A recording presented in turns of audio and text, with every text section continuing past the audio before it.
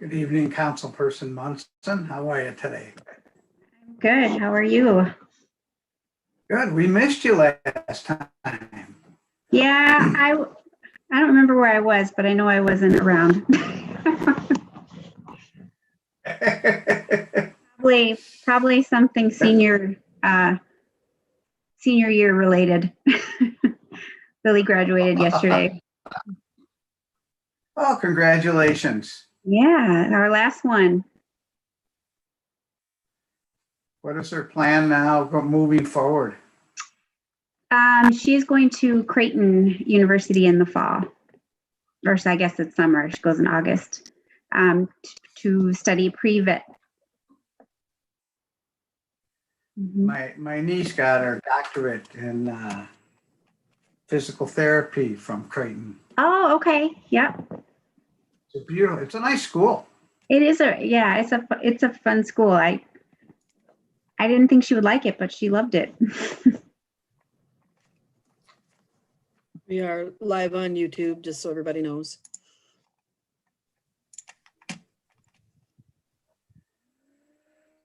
Were there other members that were planning on not joining tonight, or? I haven't received any email notifications from anyone, so.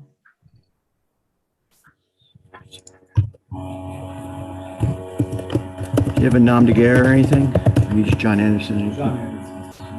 Let's see if Susan emailed me at all.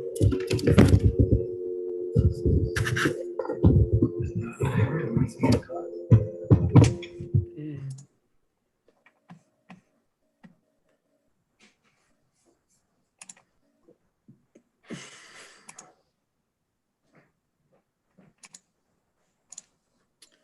Yeah, Dennis Batty. Oh, of course. That's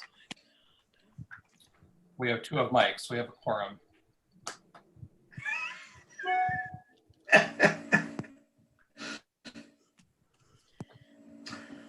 We'll wait a few minutes to see if we get any more Yeah. participants. We only have 3. I have an email here from Dennis. I'm sending him a link and I don't have anything from Susan, so I'm not sure what's, I'm gonna send these out again. Dennis said he didn't get the link. Although Anything from Kevin? I don't know why this happens in Zoom, because everybody's listed, everybody's emails are in here, and some people get them, and inevitably, I always get an email from somebody saying they never got the link, so if you get a second link to the meeting and you're already here, you can ignore it. I'm just sending them out all over again to everybody. Just to make sure that everybody got one.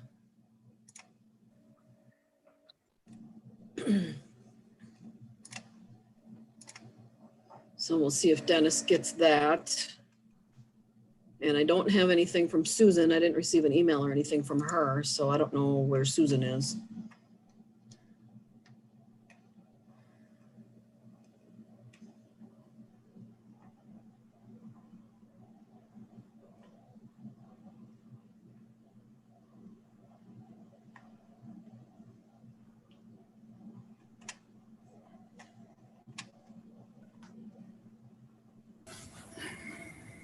Donovan, did you get an email or anything from Susan?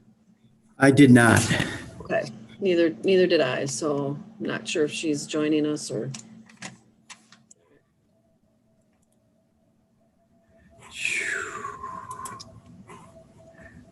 And I do not know why my video isn't working. Are you in the council chambers? Yeah. Okay, well, just make sure Dan knows and then, yeah. Our plan is to, sounds like be in person after next week. I think that might be contingent on everything working in the council chamber. Yeah. It worked. My camera worked this week with the Zoom meeting. I'm going to go jump onto my office then. We do have the applicant for the Birchwood Estates here set up. Can you bring your laptop from your office into the council chambers? Would that work? No, that's what I have, right? Oh, that's what you have right now and it's not working? Correct. Okay. It just worked 2 days ago for the, it says video camera isn't working. Do we have a quorum yet?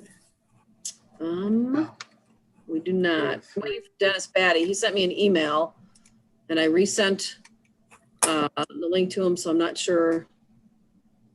He should have received it by now. I'm gonna send it to him a different way. See if I can just send him a registration link instead.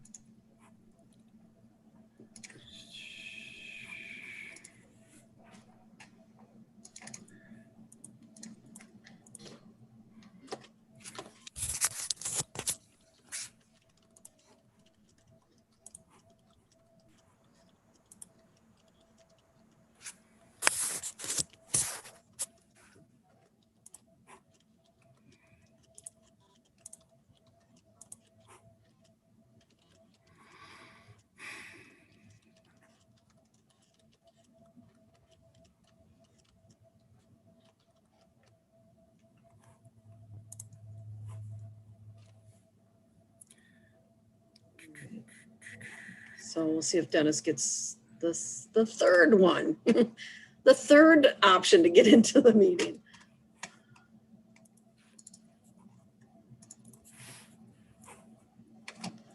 It looks like he called me, so.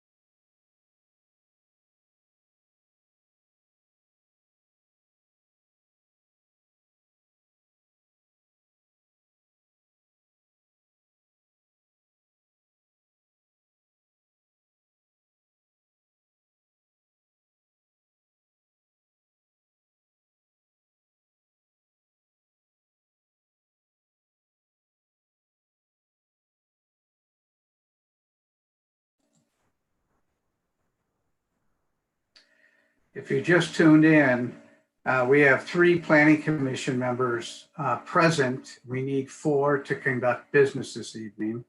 We believe we have a 4th, but this great technology sometimes has epically failed us. So we will stay tuned for a few more minutes and see if we can make it happen. Appreciate your patience.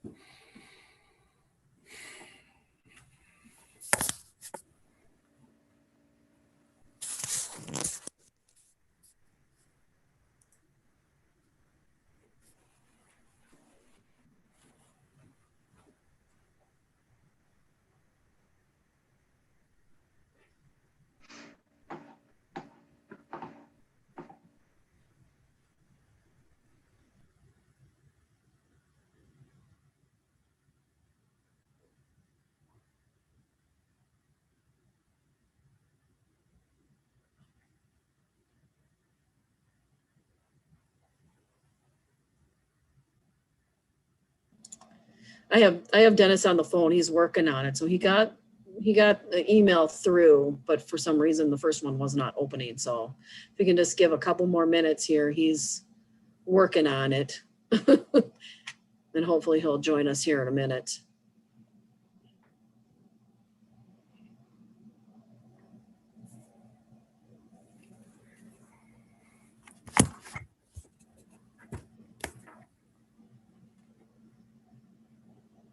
And I still haven't heard or seen anything from Susan come through, so.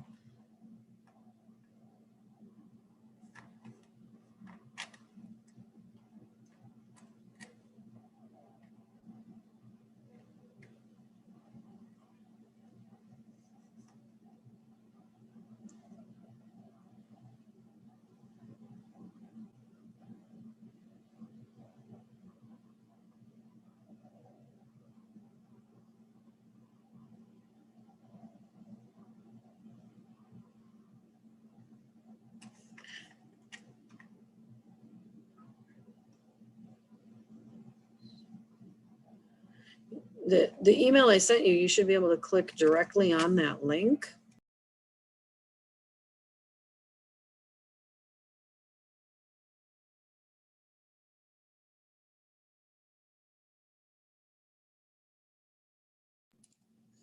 Sounds like he'll join us in a second here, so. Dennis will, and I have not heard from Susan.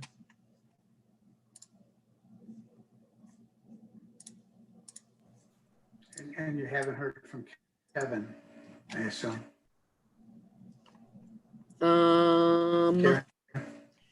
don't think I've heard from Kevin either. Wait a minute. Let me look and see. Yeah, Kevin did inform us earlier this week that Yeah. he would not be attending. Yeah, he's not gonna be here. Okay. He sends his regrets.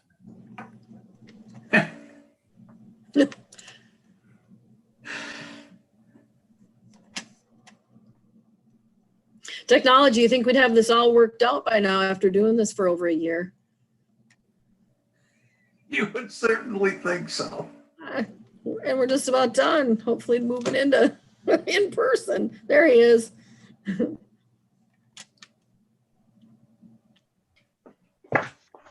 Oh, very good. And Donovan, you have video also, or just?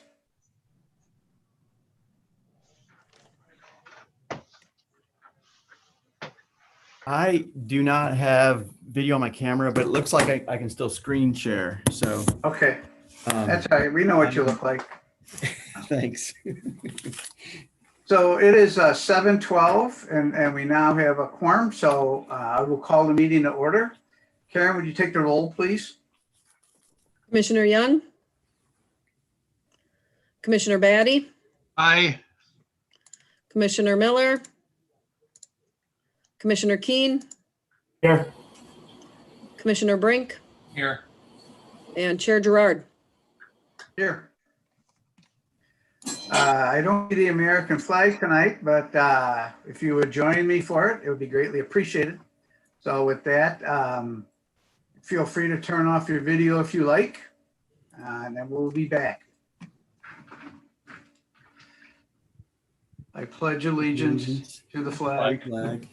of the United States of America, and to the the republic, republic for which it which it stands, stands, one one nation, nation, under God, under God, indivisible, indivisible, with liberty and and justice for all.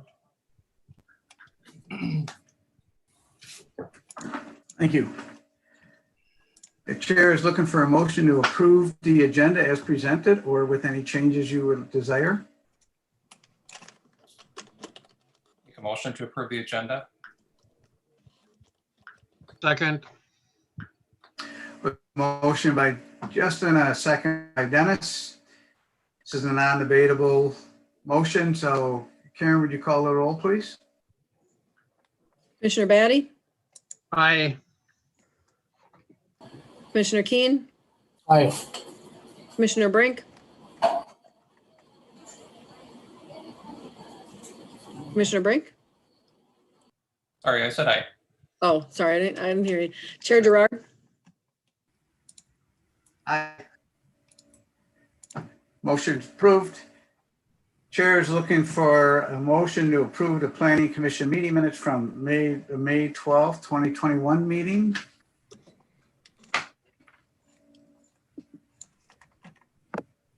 I'll motion to approve. Second. So I have a motion by Paul and Mike. Any discussion on the motion? Any discussion? Hearing none. Karen, would you take the roll, please? Commissioner Batty, Abstain. Commissioner Keen, Aye. Commissioner Brink, Aye. Chair Gerard. Aye. All right, so our first order of business is, and number 6 and 7 regarding one property will have separate public hearings. So the way this works this evening is the city will begin by presenting the facts as they know them. Planning commission members will then ask any clarifications they need. We will then ask the applicant if they would like to add anything or clarify. We may have a couple of questions for the applicant. After that, we will open the public hearing section. I'll give further instructions at that time. Then the public hearing will close. It'll come back to the planning commission for further discussion and a decision. We have to do it twice for legal reasons, so there'll be 2 public hearings. So we'll kind of follow the same process on both of them. So with that, item number 6 is for 7089 North Shore Trail variance application. We will hold a public hearing to consider the variance application. Donovan, I believe you're presenting. Yes, sir. Chair, members of the Planning Commission, like to present the first, the variance application for the property at 7089 North Shore Trail. The applicant is Caleb Smith and the owner is Ann and David Kniffen. This one I'll show the location because that is, the context matters a lot with this one. So as you can you see the screen? Yes. Yes, okay. So on the kind of on the north shore of First Lake, there are several properties that basically straddle North Shore Trail. A few years ago, the city did process a minor subdivision here for a conforming lot at 7246. And if you've driven the stretch of road, you might have noticed driveways that lead to houses, which look like they're just your average houses. However, a few of these cases, they lead to homes within Wyoming that are, can be seen from North Shore Trail.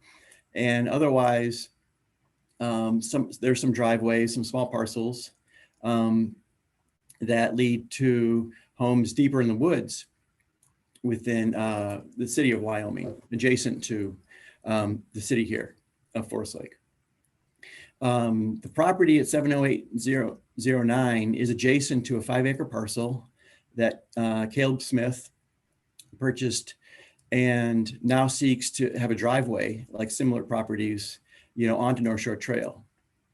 And with the owner of 7089 North Shore Trail not willing to simply grant an easement, Caleb is coming forth to the city requesting a lot of about 6,500 square feet in size that will be just simply on the north shore of the north of North Shore Trail.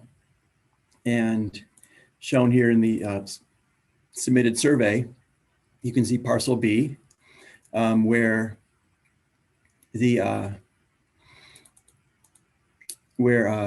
approximately 91 feet wide and approximately 6,500 square feet in area.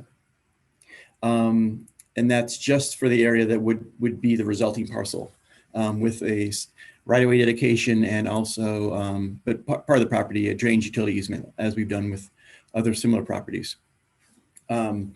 The proposed driveway is 12 feet wide, which does meet code. Looks like there'd be a culvert that would be needed there.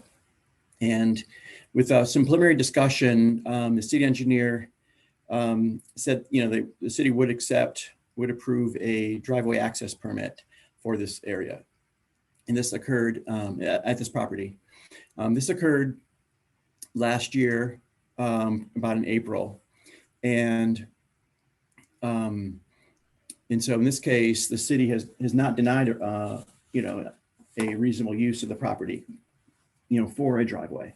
But however, with the owner of the property not willing to sell an easement, the lot split is coming before the Planning Commission. It appears that there are about 6-7 lots, landlocked parcels within Wyoming that were created some period of time.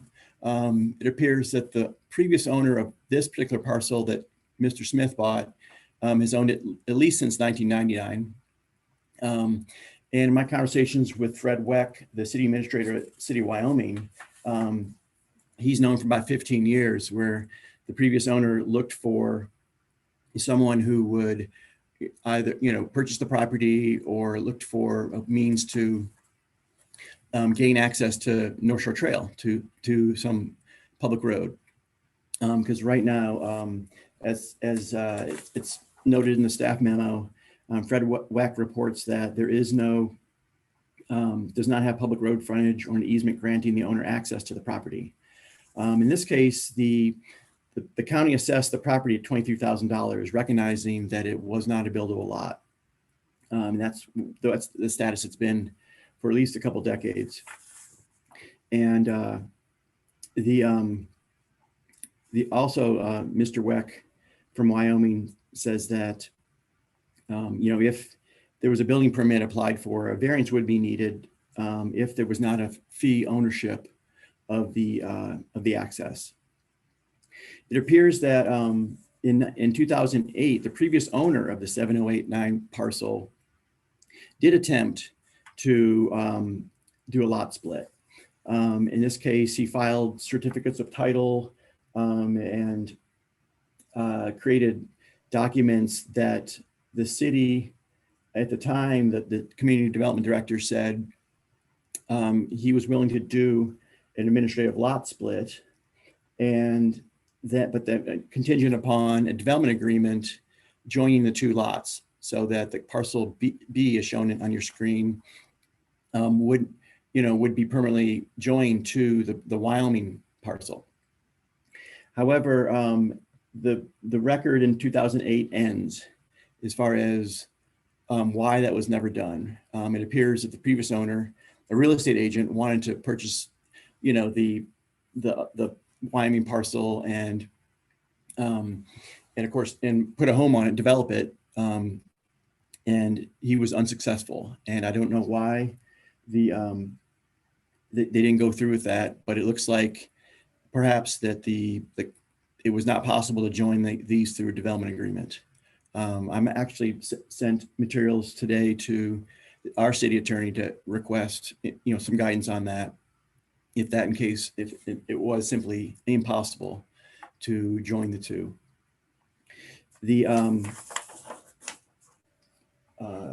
Mr. Smith has submitted a narrative that describes the reasons for his request to build a home. And he also describes the unique situation of the property as being the proposed lot and his desired house lot are in different counties. I'll note that that's hardly a unique situation in a city with a 36-mile perimeter, where there are many parcels that adjoin both city of Forest Lake and an adjacent city, and where that could be a situation where one could reach a City of Forest Lake Road from the neighboring parcel in the other city. And that the narrative itself does not directly address any of the criteria in which the Planning Commission uses to evaluate a subdivision variance application. In this, I'll note that the subdivision variance is written a little differently than the zoning code variance, which the Plan Commission is commonly reviewed. And we'll get to those criteria in a moment. And back in March of 2020, I did indicate to Mr. Smith by email that I didn't think that this application, this parcel would meet the variance criteria. And I would not recommend to Plan Commission for approval. And so, but nevertheless, Mr. Smith did go ahead and purchase the property. Again, I see that as a self-created problem in this case, knowing that there's no legal access to the parcel.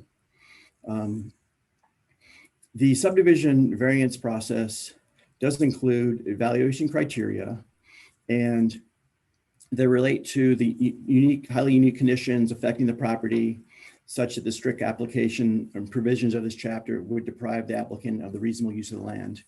In this case, I don't believe that applies. The owner has a reasonable use of the land currently as part of the forest that's been, been part of the parcel for decades. And the applicant could use the land as a driveway and receive a driveway permit for this location with the preliminary review of the city engineer indicated that.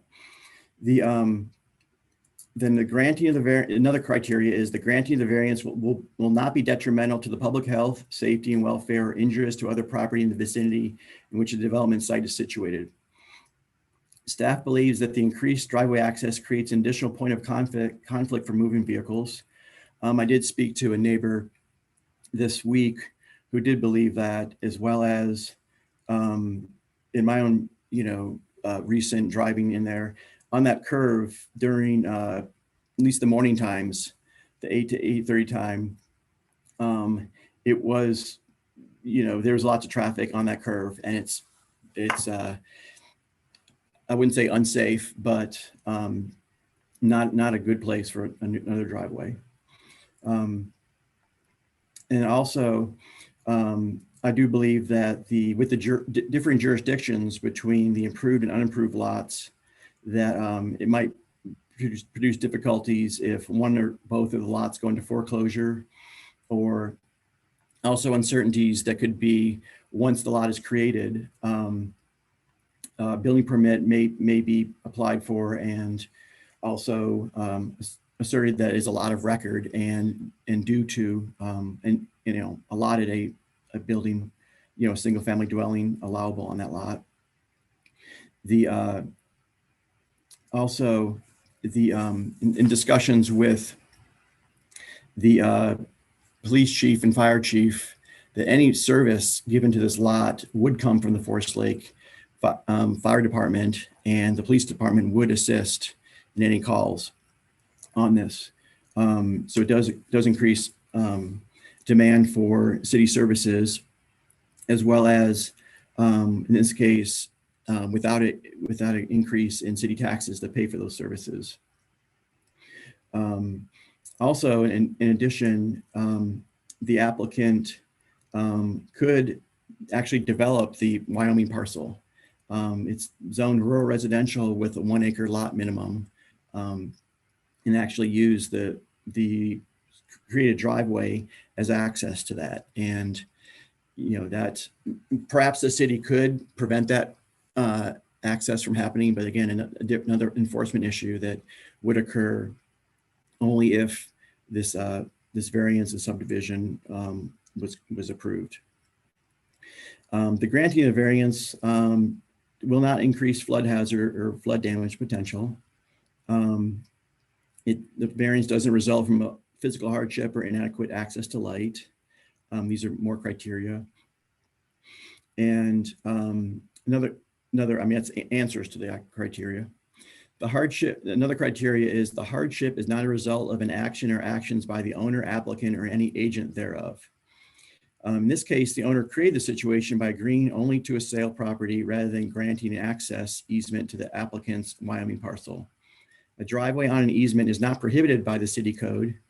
The applicant created the circumstances by knowingly purchasing a landlocked parcel that was not assessed as a buildable lot and seeks to create a new non-conforming lot to enable access. And then finally, the granting the variance will not allow a use not otherwise permitted in the zoning code. In this case, driveway is permitted for a lot in the in the zoning code. So with that,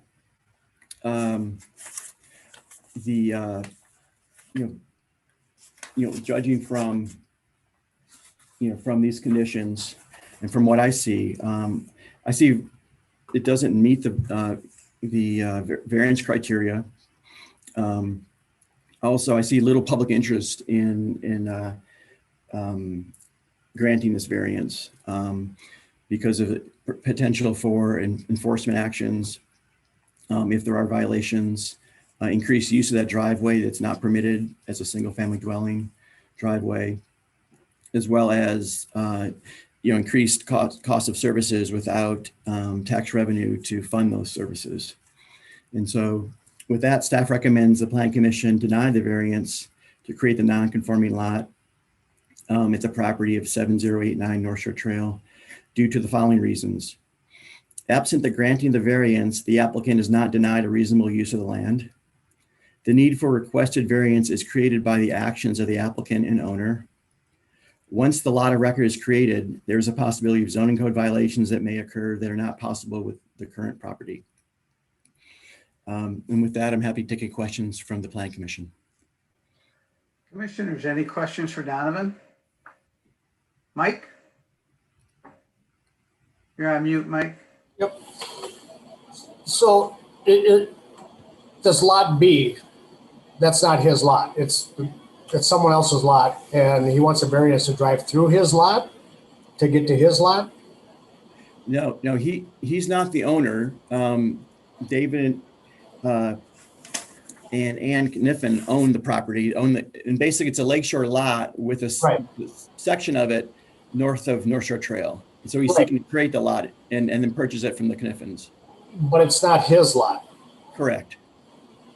And he wants a variance to put a driveway through someone else's yard property to get to his lot? No, he wants the variance to create a lot that's not otherwise allowed by the zoning code. So he wants to create a lot that's 91 feet wide and about 6,500 square feet in area. And the minimum lot size is for this single family zoning district with, served by public sewer, where the minimum width is 100 feet and the minimum area is 25,000 square feet. And then all the utilities would be provided by Forest Lake, but he'd be living in Wyoming. He'd be living in Wyoming. The city, well, there's no public water in this area. Okay. And it would be possible, a couple of different ways to serve it with public sewer, but we're getting way far ahead. That actually any building permit would have to be reviewed by the city of Wyoming. And all that, accounted for in some way. Okay. Dennis? So I'm trying to understand, Donovan, your comments, your conclusions here. I've not seen this wording before. It says, the third one there, once the lot of record is created, there is a possibility of zoning code violations that may occur that are not possible with the current property. Give me a for instance. Well, one of the big ones I fear is that, time passes, memory dims, maybe it's a future owner who looks at this as a buildable parcel. And they would be so contrary to what we, Plan Commission would intend now, or even, what the applicant, says, his intentions might be. Or even, we've had difficulty with trying to, assess owners with, let's say that the grass wasn't cut. We don't, and the owner is in Wyoming County. We can't use our Washington County tax assessment to regain any costs for any sort of, enforcement actions.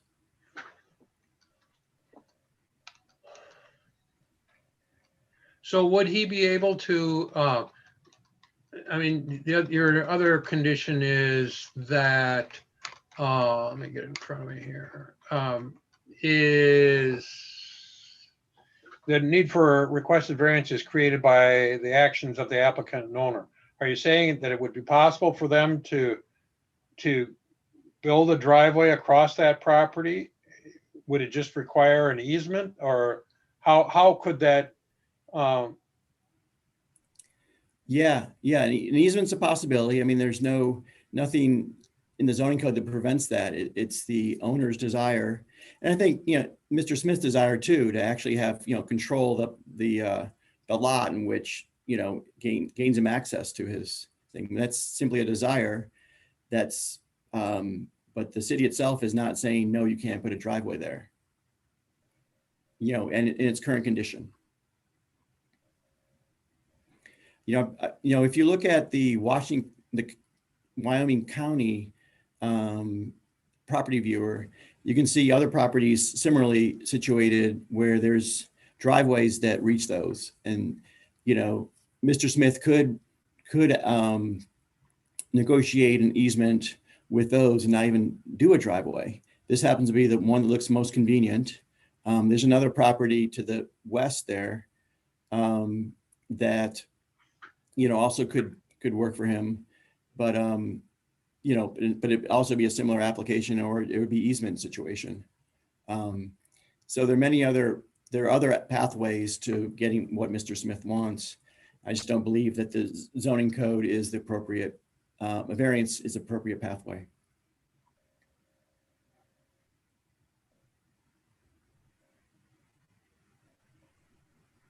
Other questions of Donovan? Mike? Donovan, have you discussed these other options with the owners? With the applicant or other owners? I mean the applicant. Oh, no. It's early on, I said that I just don't think that this technically meets the, the criteria for granting a variance, and, then kind of passing it back to him to, solve his problem. And essentially, it's also a problem that the town of Wyoming made. I mean, I don't know why they made landlocked parcels, but I really don't feel like it's the city's duty to solve the problem, and in this case, potentially create other problems and actually at city expense. Donovan, I've been on a planning commission for a few years. I don't recall ever having a variance for a subdivision. As a matter of your knowledge, if we've ever created a non-conforming lot when we've split. I know that we have split about this 6,000 square feet, and then it would get joined to another lot. Let's say the parcel to the left or to the right. No problem. Everyone has a conforming lot still. But I've never known us to create a non-conforming lot. During my tenure, we did one where it was, 3 feet shy of the required lot width. So it was just, spitting distance of a legal lot. This one, saw it as basically 1/4 the size of a legal lot. Correct. Thank you. Any other questions for Donovan? Would the applicant wish to speak to your application? I know I have two here. I believe, I always get those K first words, last names wrong. Niffen, I believe you're the owners of 7089. The Smiths want to buy the property if we split it, if I understand this correctly. That's Yes. correct. Okay. Do either of you wish to speak? Dave, would you like to go first? Sure, I can. If I understand this right from Donovan, if we're to grant an easement of which we don't want to do for tax reasons, we're still paying taxes on a lot that we have no use for because now Mr. Smith is using it for a driveway. We still have liability for that lot if we grant an easement. So if something happens on that lot, we're liable, especially with Mr. Smith and his family going back and forth. And granting an easement actually does absolutely nothing for us other than being a fantastically wonderful neighbor. And that doesn't seem like it's kind of the right thing to do. But if I understand this right, if we grant an easement, Mr. Hart mentioned about traffic issues that would be created if we were to grant a separate lot here. But those traffic issues would still exist if we used it as an easement. He also mentioned about the police and fire on this lot would possibly still come into play from Forest Lake if you were to subdivide this out as a separate lot. But I would also say that if you grant an easement, that still remains too. So to me, those matters don't come into play whatsoever. In addition to that, to change the use of this lot somewhere potentially down the line would require a separate city permit, of which now the city controls, and they can grant or not grant a permit to that.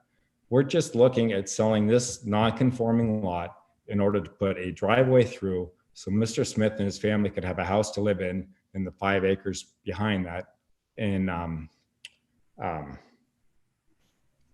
the different, I'm sorry.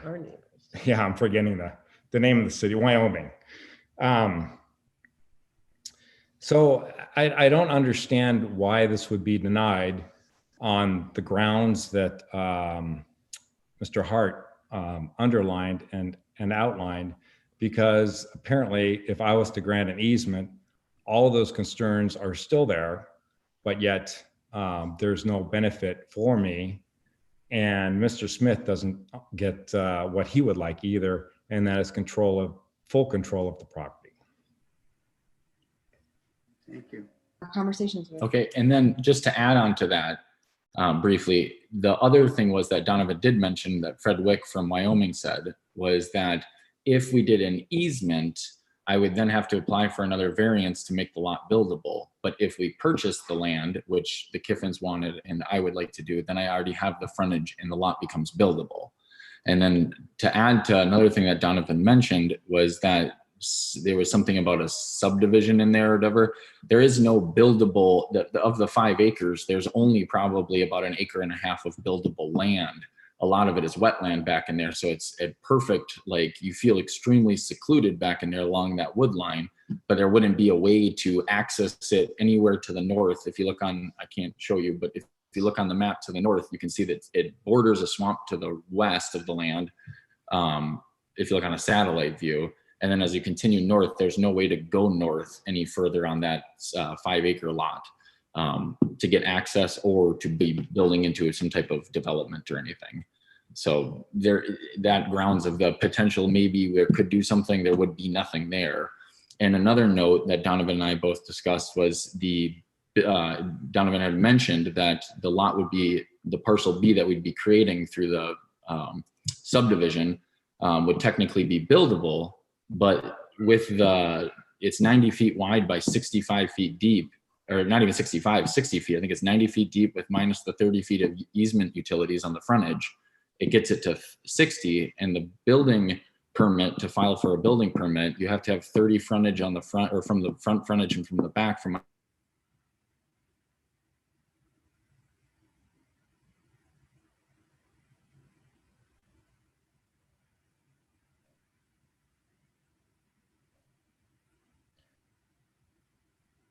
Have we lost the Smiths? Or is it my internet? No, they're locked up on mine too. I think we lost them.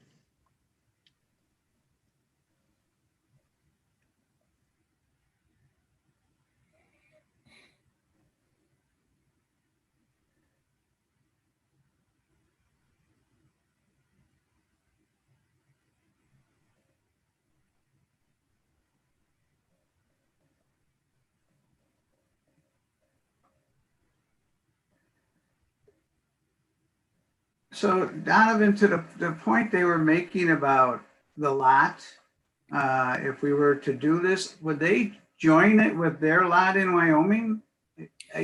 So that's what Caleb is proposing. And when I did discuss it, I did email exchange with the city attorney, and they said that they didn't see anything that would prevent that. The information that I was looking at today makes me kind of wonder if there's something else related to an inter-county connection like that is problematic. I'm not sure. Really don't know why in 2008 that the lot split did not occur to allow this access.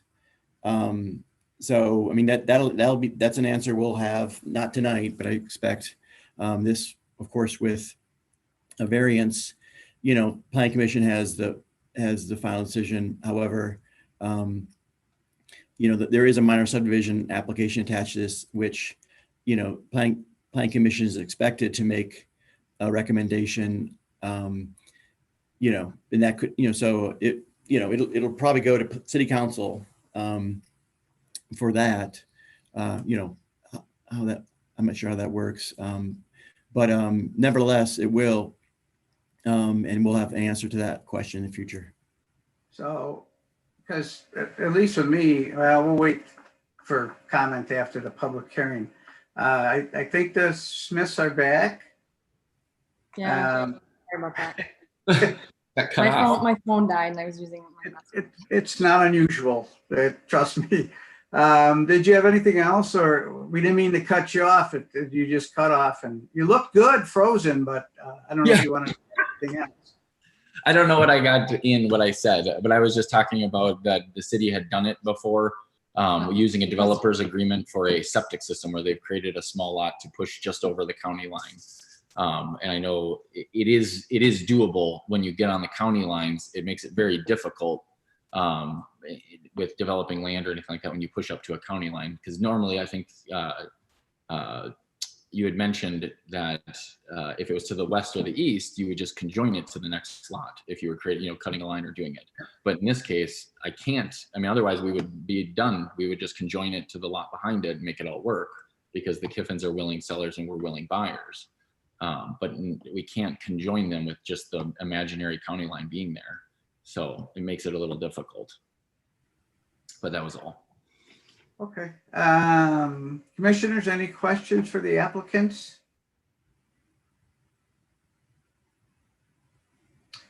Hearing none, we'll move to the public hearing portion of the meeting. The way this works is that anyone in the public who would wish to comment, or in some cases now we get emails, they are welcome to spend a couple of minutes explaining their opinion on the application.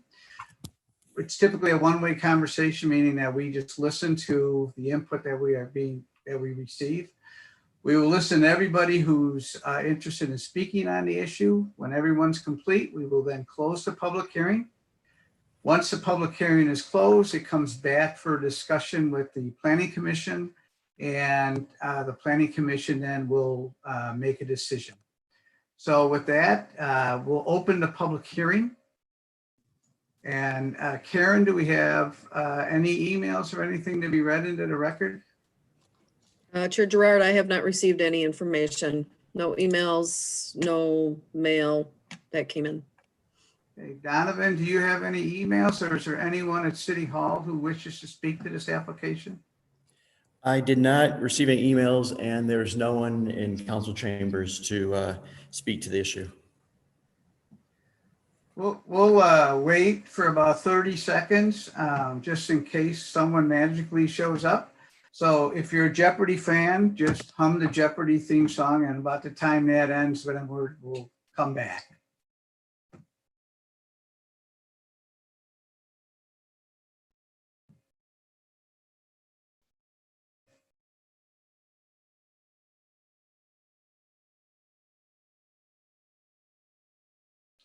All right, Karen, I'll ask, has anybody emailed you in the last 30 seconds? They have not. I have no emails, no one waiting. Thank you. Donovan, has anyone came to City Hall? No, no one's come to City Hall. Thank you.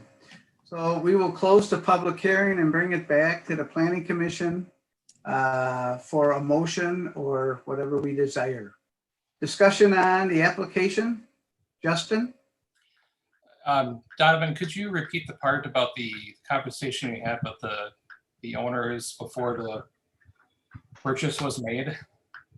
About was there some kind of wording to them that there might possibly be an issue? That's one thing I just wanted to confirm.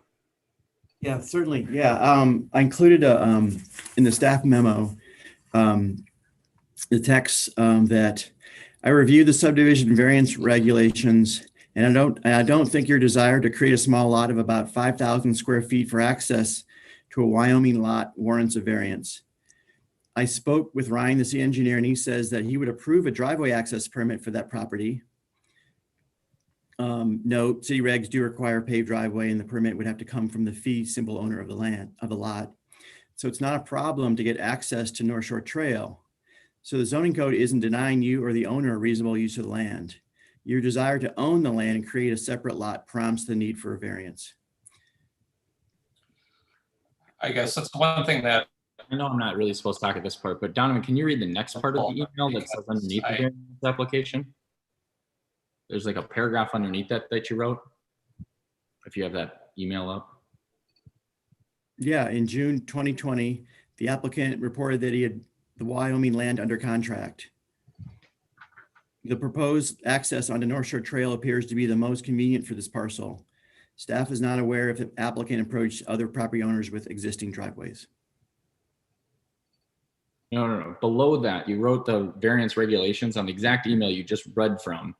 Underneath the variance regulations, you then said, what did you say after that? I can't remember the wording. Oh, You have that email pulled up? I don't have that pulled up in front of me. I can. Come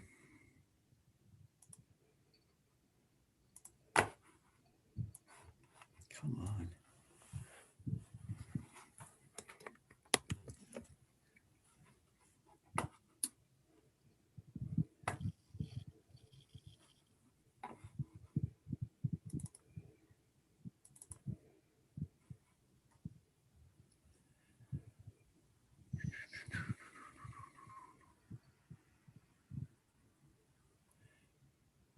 Here, I found it, but it was just before we talked about the Tanner's Brook that we had been discussing for the last like 5 years. But in between that, you wrote, so you can move ahead with buying the Wyoming property without waiting on a planning commission action. You may want to get the driveway access permit first to ensure that the driveway to the North Shore Trail. So you did say I should go ahead and purchase the property with the regards to that there would be no issue to getting access. And then the only issue we have now is basically a difference of buyer and seller wanting to do it just a little bit differently was the only argument, I thought. So you said we couldn't get a variance to get a small lot, but you did say that the application, like Dave mentioned, would be fine. So you did mention in there that going ahead and purchasing the property at that point was okay. So you did give us the go ahead, right? I said you can. Obviously, I'm not the, you have free will in the situation. And I said clearly that, I wouldn't support a variance, which is exactly where we're at right now. Okay, Donovan, at the tail end of your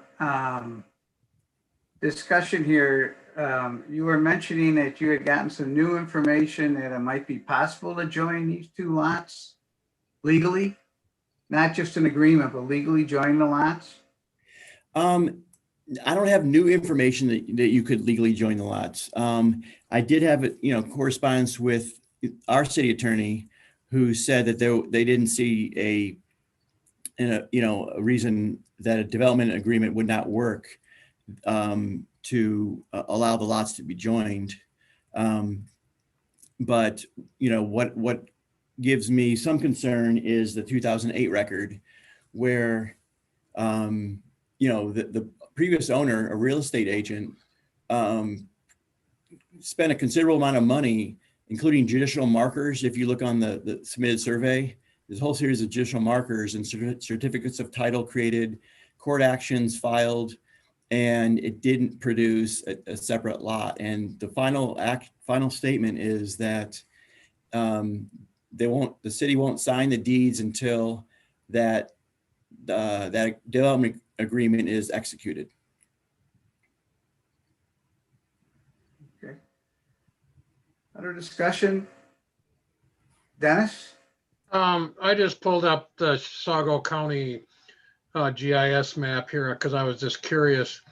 Is the lot in question here in Chisago County is this real long, narrow one, correct? Okay.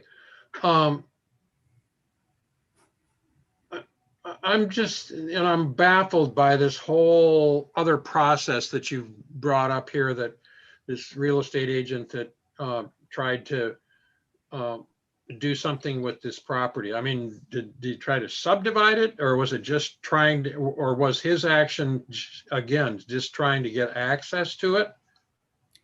No, he was trying to subdivide it, and he was partnering with the Wyoming owner, you know, the owner that Caleb bought the property from, where he was going to create a separate, the parcel B that you see on your survey, approximately the same size, and then, you know, allow it to access to, you know, have a Wyoming parcel that then, of course, you know, probably build a house on and sell it.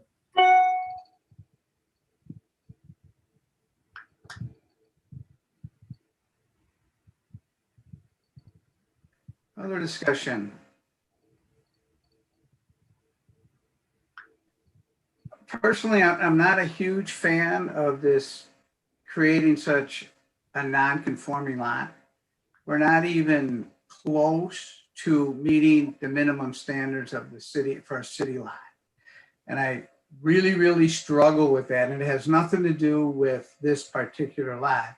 It's just in general, besides the one that Donovan mentioned that was very, very close, I don't believe we've ever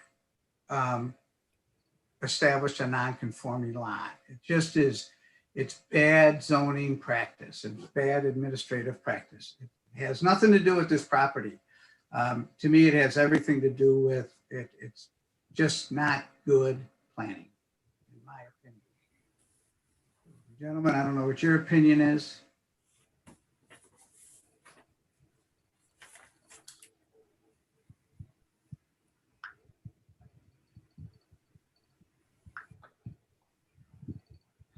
Donovan, did we by any chance talk about the lot to the east that has access that did this exact same thing? Do you know when that was created? I don't. If they don't have addresses, it's really difficult for me to research those. And so I Lake addresses, or if they don't have, because they obviously have an address. well, and, There's people that live there. yeah, address within our records. I mean, obviously, Okay. you know, the addresses, you know, they probably all say Forest Lake because of everything comes through Forest Lake post office in this area. Yep. Sorry, I got kids. Justin?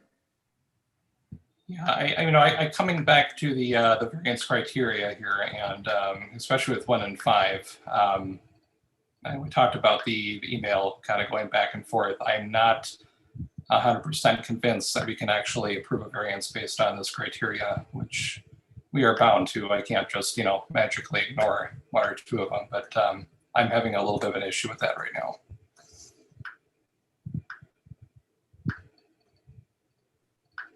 Further discussion, commissioners?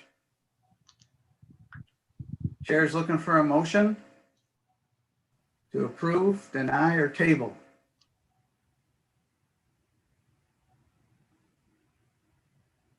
Mike? I have a question for Donovan or you, Paul. Is if we table this, is there another route that they can take that come back with some better results than this, or is this pretty much it?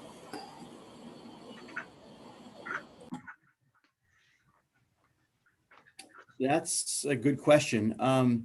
Just looking at that survey, I mean, if additional parcels were gathered together, where it could even create a buildable parcel and then, also add, be in control of the property, put a driveway through it, that would be more of a favorable action. However, I think that'd be difficult to get up to the 25,000 square feet based on just how small this area is, or even, having, even negotiating that with the neighboring property owners.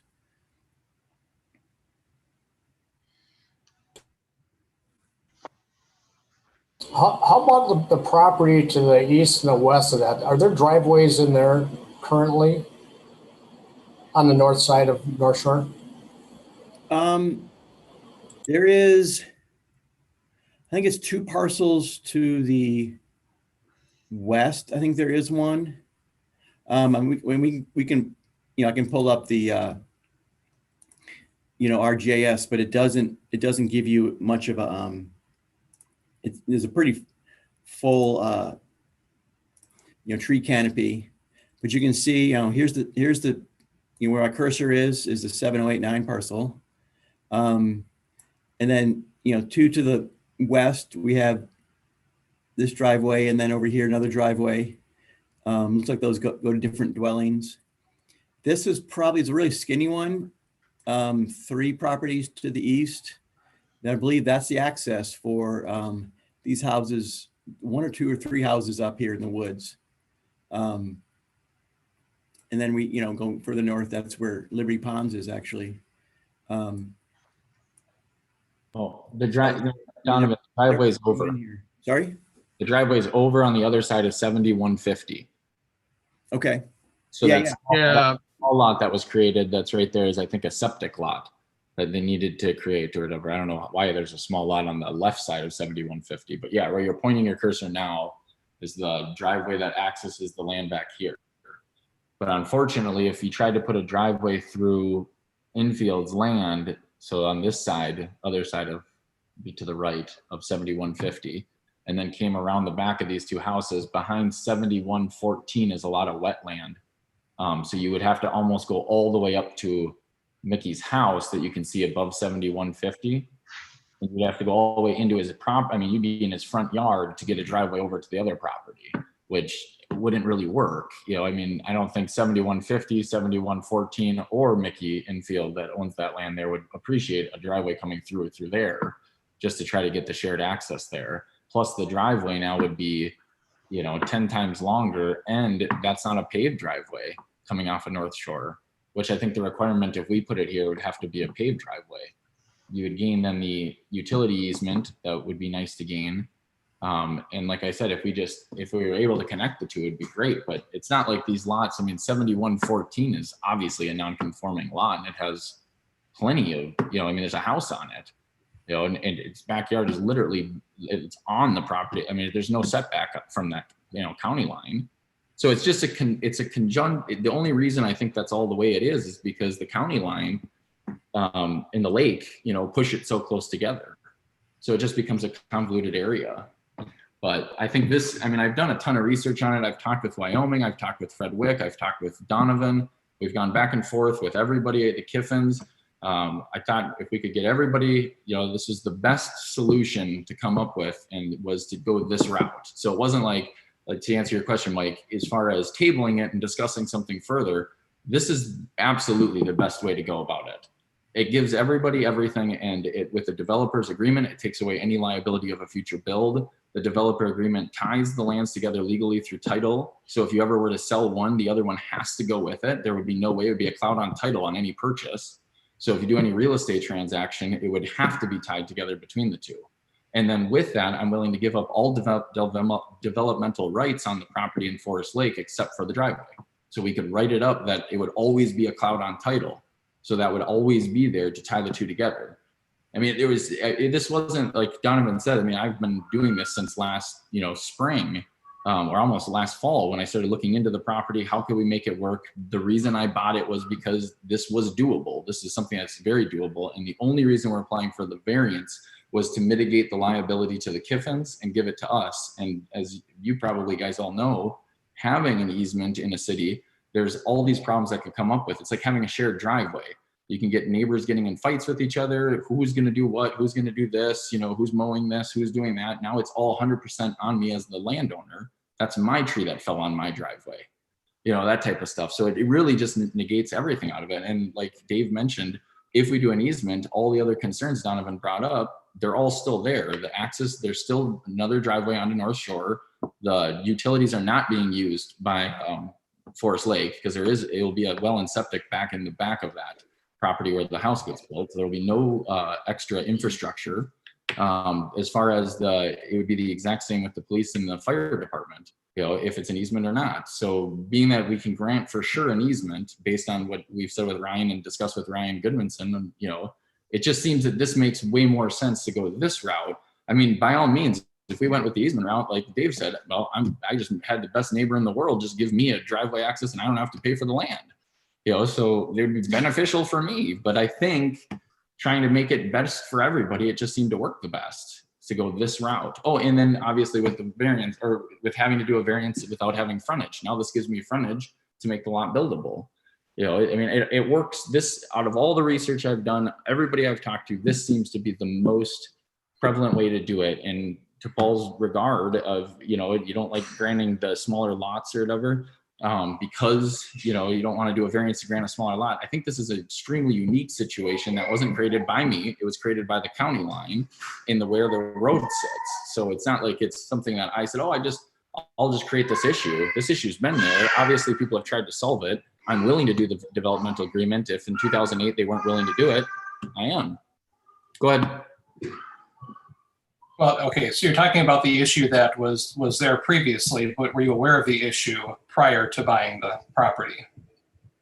No. I was not aware of any of those type of issues. I talked with Fred Wick before I bought the property. He said there would be no problem. If you own the land in front, there would be no problem making it buildable. And then he mentioned the developer's agreement and doing it that way. And talking with his attorneys, the city attorney for Wyoming, they said there would be no issue with doing it that way. Okay, but not with Wyoming though, because we're dealing with Forest Lake on this side of things. Did you know that there would be a hardship before buying the property? Would there be some? The only thing that we knew going into this was Donovan said getting a variance to buy the property was, well, in his email was extremely confusing because I thought at first he said it would be impossible to get, but then in the other part of the email said, but go ahead and purchase the property because you won't even need to go to planning commission. And by the wording of it, it kind of sounds like you won't need to go to planning commission because we get you the driveway and everything would be just fine. But then after digging in further, I went, no, that's not going to work because his way of wording it was to do the easement, and the easement doesn't work. But with the Kiffins, it didn't make any sense to do it that way. And in following Minnesota statute and law, when it comes to easements and everything, because then Donovan mentioned forcing the easement because the city can force an easement. This property is actually slightly under 5 acres because it's actually 4.92 acres. And so you wouldn't be able to, as a city, to enforce a forced cartway path. And if you read the statute, it always says, or it talks about how you need, before the city will get involved in a forced easement, that the landowners should get together and discuss and try to solve the problem without having to bring the city in. And that's exactly what I thought we did by saying, wait, they're willing to sell it, and I guess I would be willing to buy it. If that would mitigate everyone's liability. It would make more sense. So I went with that route because I thought the legal statute would make more sense to go with the legal version of it. I'd like to offer one comment, if I could, in response to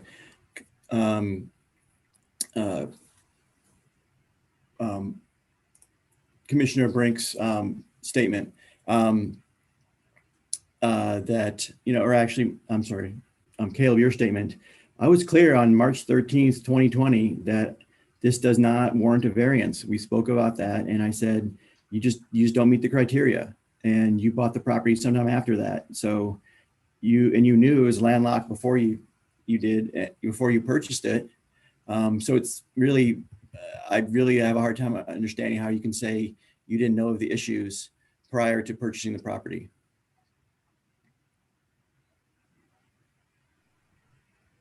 I want to bring this back to, am I still on? Yep.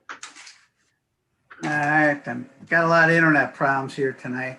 I want to bring this back to the commissioners. We've had a lot of discussion on this. We need to decide what we're going to do. The question before us here is, do we want to grant a variance to create a non-conforming lot? It's really what it boils down to. Irrespective to some extent of this lot or another lot, but it's really what we're being asked tonight is, do we want to create a non-conforming lot with this subdivision?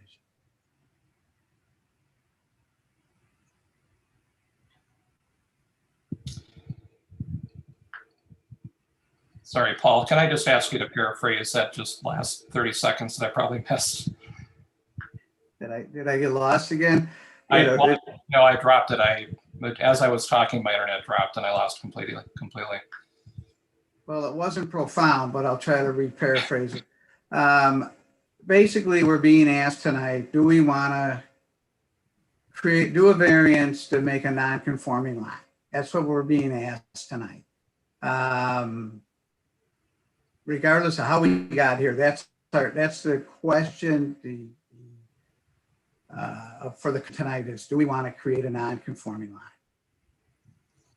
And the chair is looking for a motion.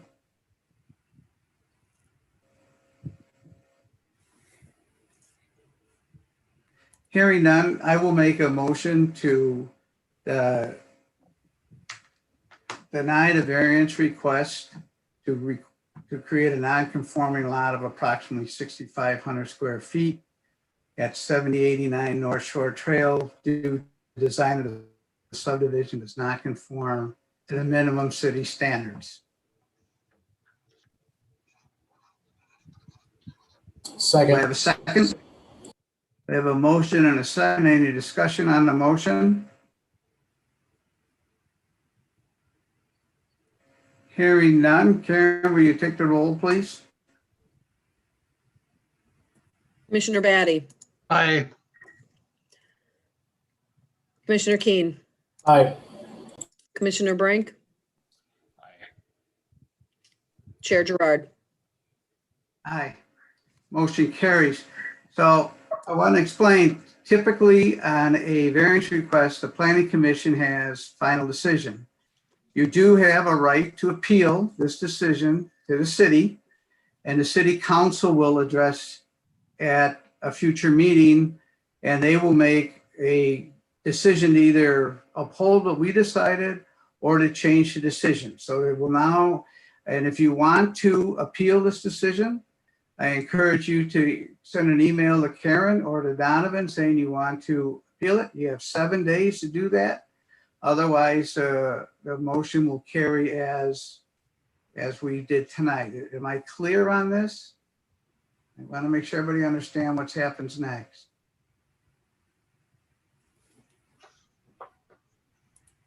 Okay. Next on the agenda is, which is 7089 North Shore Trail minor subdivision application. Again, we have to have a public hearing to consider the minor subdivision. So we denied the variance, but we still have to deal with this subdivision. It's the way the zoning and the ordinances all work. So Donovan, do you have a presentation or anything you wanted to add? The chair, members of the planning commission, I don't have anything to add. I believe we've thoroughly discussed what the request is, what the context is, and the staff recommendation is to have a planning commission recommendation of city council denial of the minor subdivision due to the design of the subdivision does not conform to the minimum city standards. Any questions of Donovan? commissioners? Hearing none, would the applicant wish to add anything at this time? Just to clarify, I'm very confused why we had to apply for this part of it. If the other part is denied, why was this part even needed to be applied for? Donovan can probably explain the legalities a little better than I can, but zoning and zoning administration gets quite convoluted at times. So in this case, we had a variance that we denied. But we need to deny the subdivision. Mhm. Donovan, maybe you can explain it better, because I've never been able to explain when we have to have two of these. Yeah. So I also wanted clarity with this, so that we didn't arrive at a situation with or even have to, go through multiple iterations of it. So I did put the question to the city attorney, and she said that they should be linked applications in order to process them together.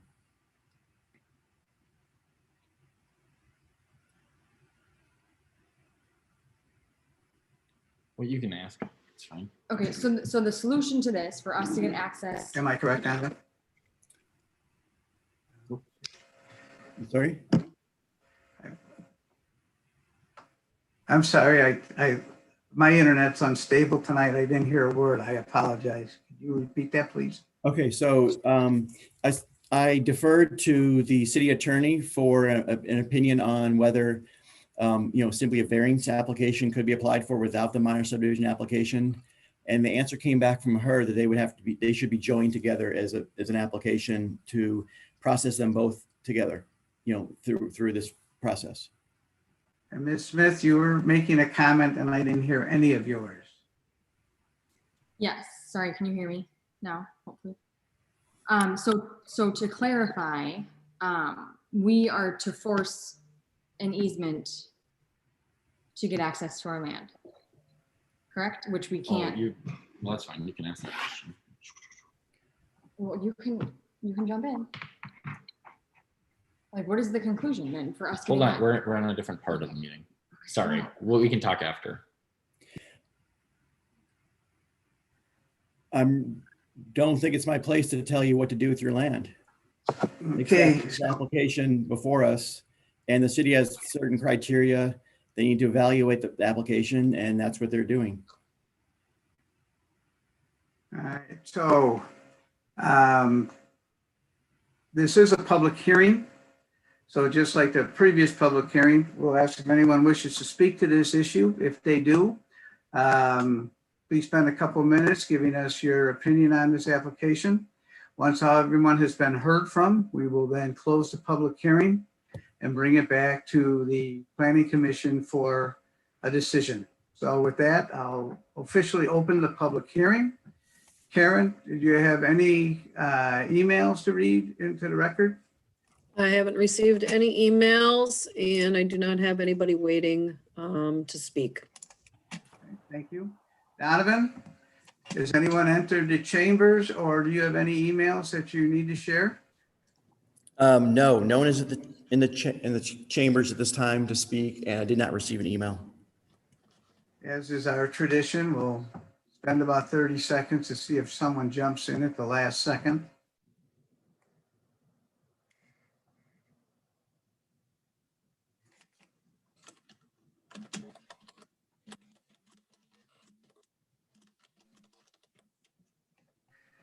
I'll ask one more time, Karen, have you received any emails? I have not. Donovan, has anybody entered chambers or sent you any emails? No. Okay, thank you. We'll officially close the public hearing and bring it back to the Planning Commission for a decision or more discussion. Commissioners, what's your pleasure?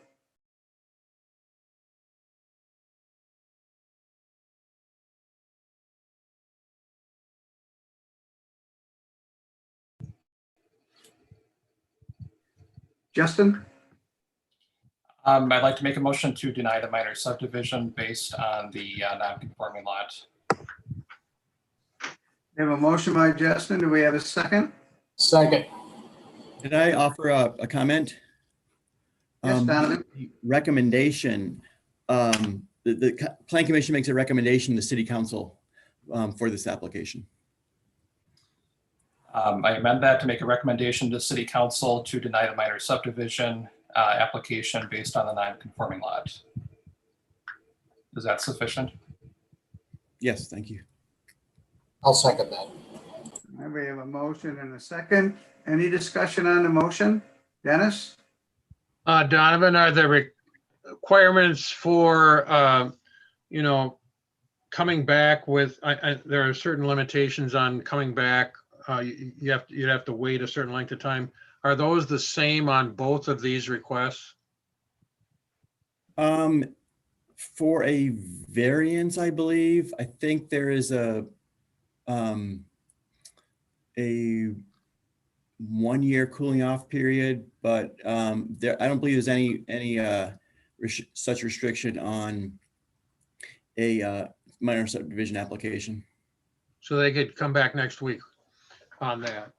for the minor. So they wouldn't be, so these will be linked together by the city council then as well?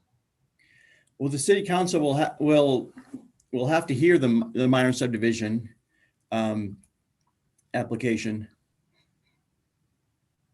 No, but you said that the city attorney required that these two applications be linked together.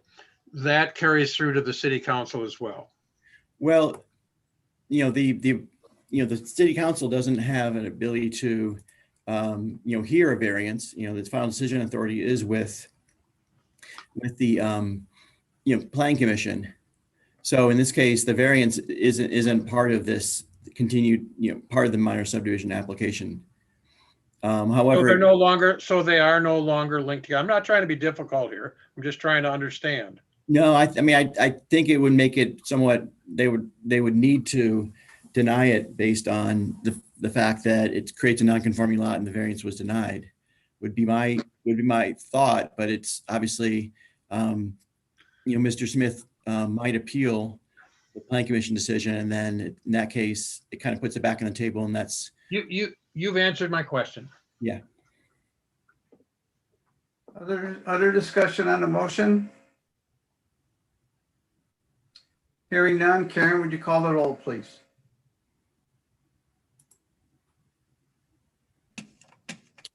Commissioner Batty, Aye.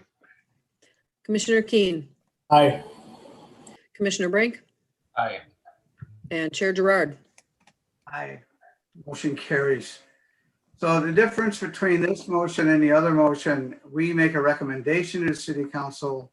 They can take that or they can change that, but they make the final decision. So there's no need to appeal this one. This will automatically show up.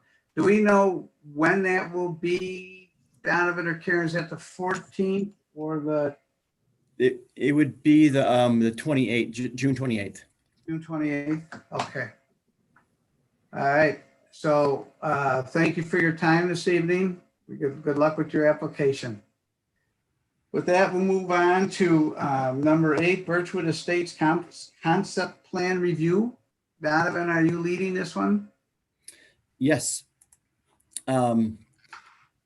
Chair and members of the Planning Commission like to present the concept plan for 82 lot subdivision, which is located on 202nd Street. This is currently a parcel that's farmed with a single house on it. I will show you the location here. Located just east of Hawthorne Heights, off, as I mentioned, off 202nd Street.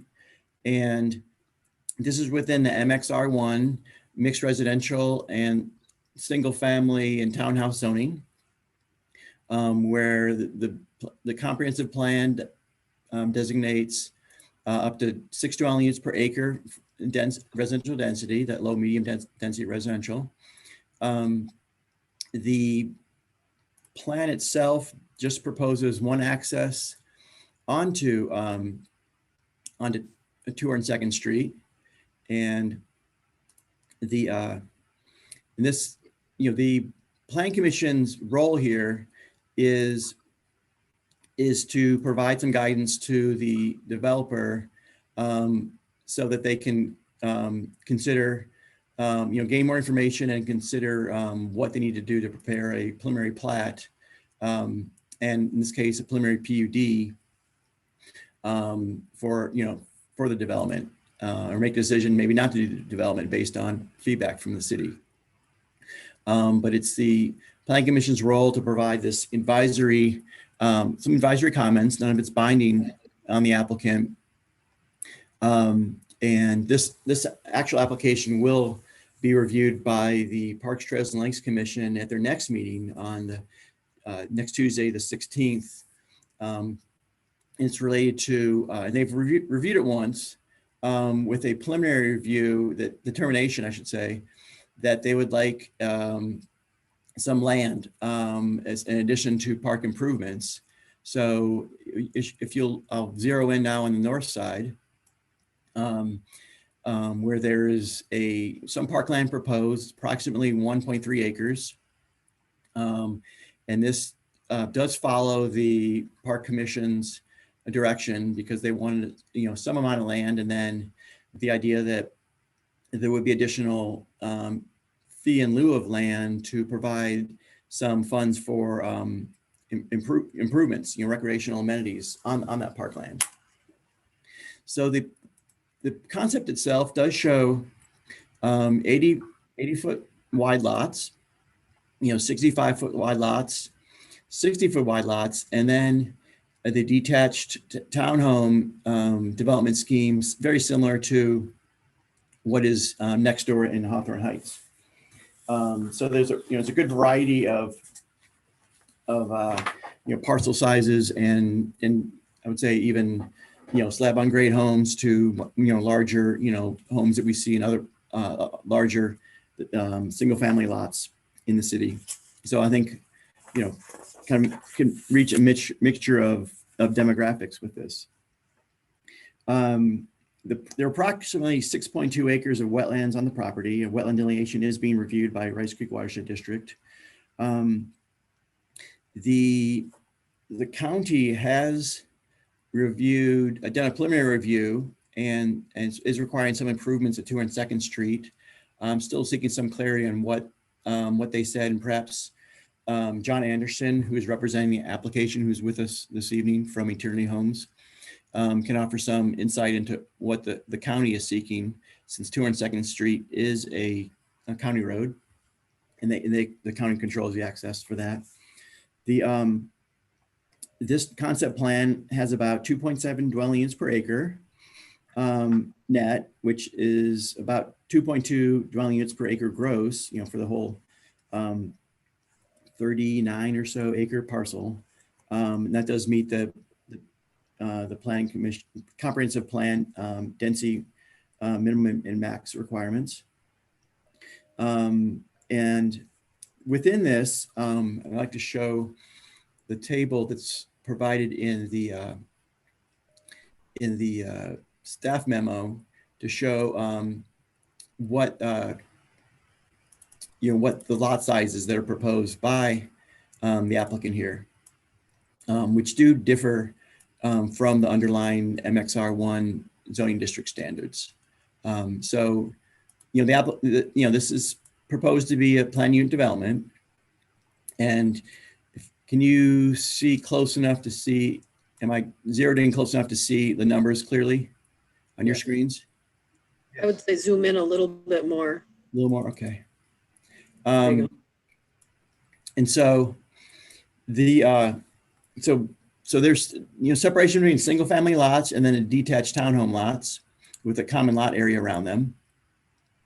And so the 80 foot wide lots are proposed to be meet the underlying zoning district standards of that 80 foot wide 15,000 square foot lot minimum.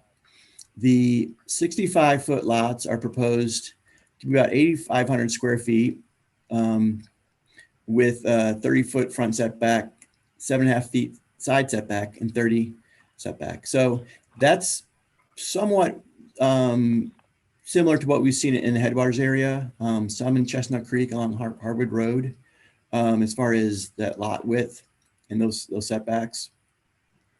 And then for the 60-foot wide lots, the lot area is proposed to be minimum 7,800 square feet, a 25-foot setback, 7.5-foot side setback, and then a 25-foot rear setback.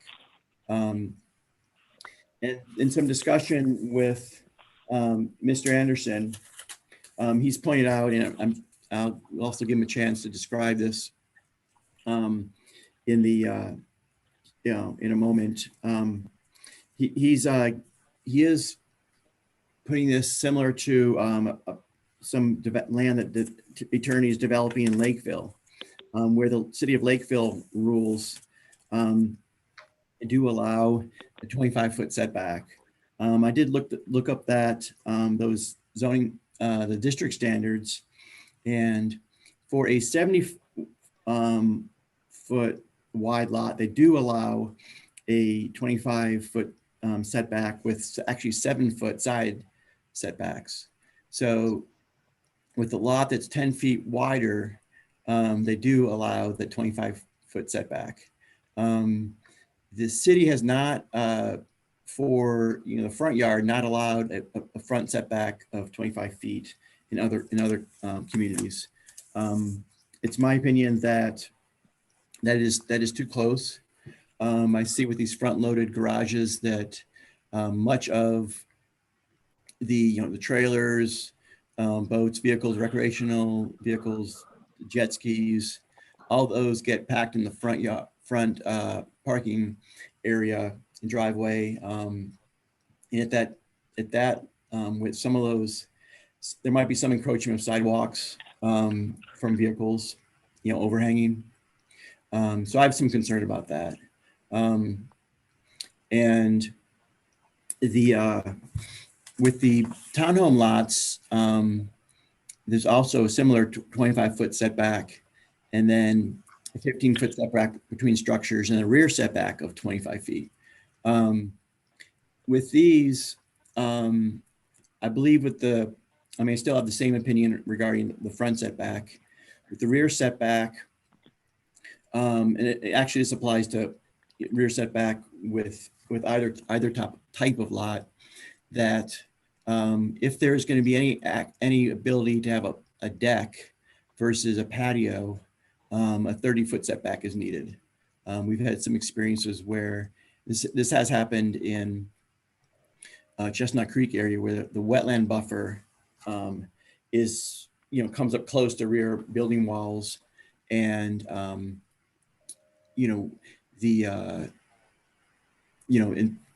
lot of people do want to build a deck if they can. However, if it's a slab on grade property, type construction, it would simply be a patio, and where a patio can encroach further into any setbacks, that can be acceptable. Or there's not even a patio built maybe, but but any circumstance where there might be a deck, I would recommend a 30-foot structure setback, which, given this code, does allow a 20-foot setback with an unenclosed porch. And that seems pretty universal, and that seems to have worked with many lots. With street standards, there are 50-foot wide right-of-way for cul-de-sacs, which we've seen in some cases. In Third Lake Estates, for instance, is one place where we did that. Where city approved that. And then the 31-foot curve face-to-face street width, I believe, is 1 foot less than the city engineered standard. I'm seeking some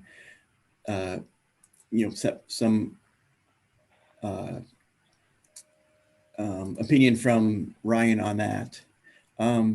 I'd also like to show, let me get back to the concept plan once more. One thing I like about this concept plan is, one thing among a few things, is the fact that it does provide both the sidewalks in blue as well as trails. There's first a trail proposed along 202nd Street, which would link up to the one adjacent to Hawthorne Heights to the west. And that would be the 10-foot wide bituminous variety, as well as trails, also the 10-foot wide, asphalt trails leading to the two cul-de-sacs nearest to 202nd Street, providing, good access there, as well as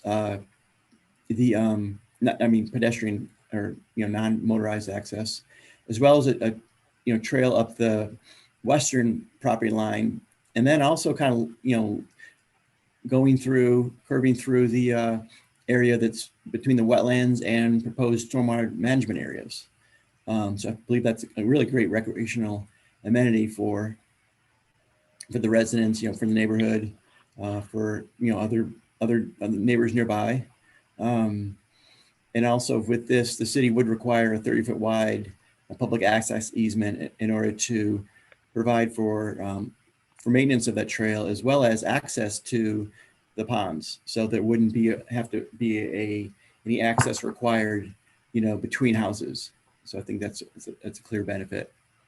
And we do see a similar situation with wetlands and stormwater pond also on that east side. So it's good buffering,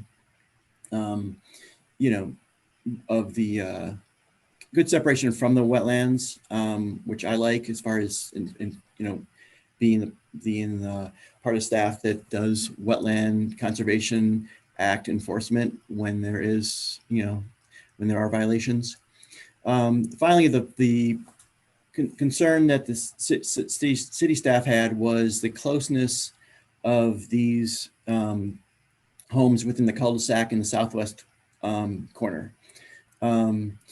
Mr. Anderson did note that a similar, some similar homes were configured in the Hawthorne Heights subdivision, and looking at those, I do see that the structures have a 20-foot setback, which I think is acceptable. Because our concern was simply, if there were driveways that closely packed, that there wouldn't be opportunities for any on-street parking within the cul-de-sac, and of course, some concern with snow storage. If you had really just, driveways that close to each other. And so with that, I'd like to, open the floor for any Plan Commission questions. And I do provide there's some general staff comments, which, we believe that, currently believe that perhaps two sidewalks on both sides of the streets are warranted, given this greater density, and also that conservation easements be placed over areas for preservation of some of the woodlands, because that kind of pretty much a lot of the southeast area is wooded, and my conversations with Ms. Anderson, that seems to be a concern that the developer and the city share around preserving that woodland as a real amenity for both the neighbors as well as retaining habitat, I would say. And so with that, I'm happy to take any questions from Planning Commission. Commissioners? Mike? Our current side setback, isn't that 10 feet? Yeah, for the MXR1 zoning district, it is 10 feet. That's linked to the 80-foot lots. We have done the 7.5 feet with planning developments with both Headwaters and Chestnut Creek. I remember a few of them, but I was just wondering what our standard is 10 feet. Yeah. Okay. Donovan, when you first started speaking, you mentioned that all traffic would go out 202nd, but it looks like there's something that attaches to 204th. Yes. I'm sorry. I should have mentioned that.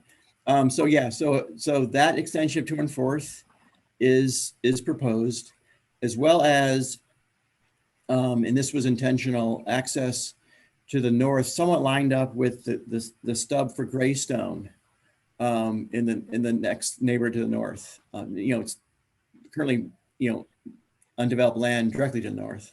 But, trying to avoid wetlands, this seemed to be the best place to put that, that road connection, as well as a stub to the east there, to that current farmland. We had discussed perhaps a connection for the cul-de-sac down here, but given that the homestead exists here right in the middle of what would be potentially road right of way, it seems that. Donovan, are you showing us a map? You don't have your map up. You're showing us a map? I'm sorry. Okay. Well, you've printed it out, right? I mean, you're following with me, right? I apologize. Let me start over. Commissioner Gerard is correct that there are more access points than the 202nd Street.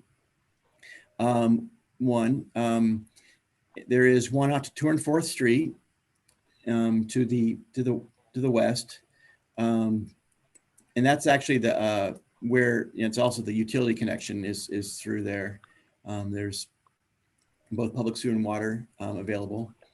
To the north, this access is lined up approximately with the Greystone Avenue stub in the subdivision to the north. And then to the east, there is one connection. And somewhere to the east, it's limited because of wetland areas. 4 connections. So there is one proposed here on the north side, as well as I did discuss with the developer and staff, what about a connection here to provide more connectivity with the what I imagine would set it up for future development to the east.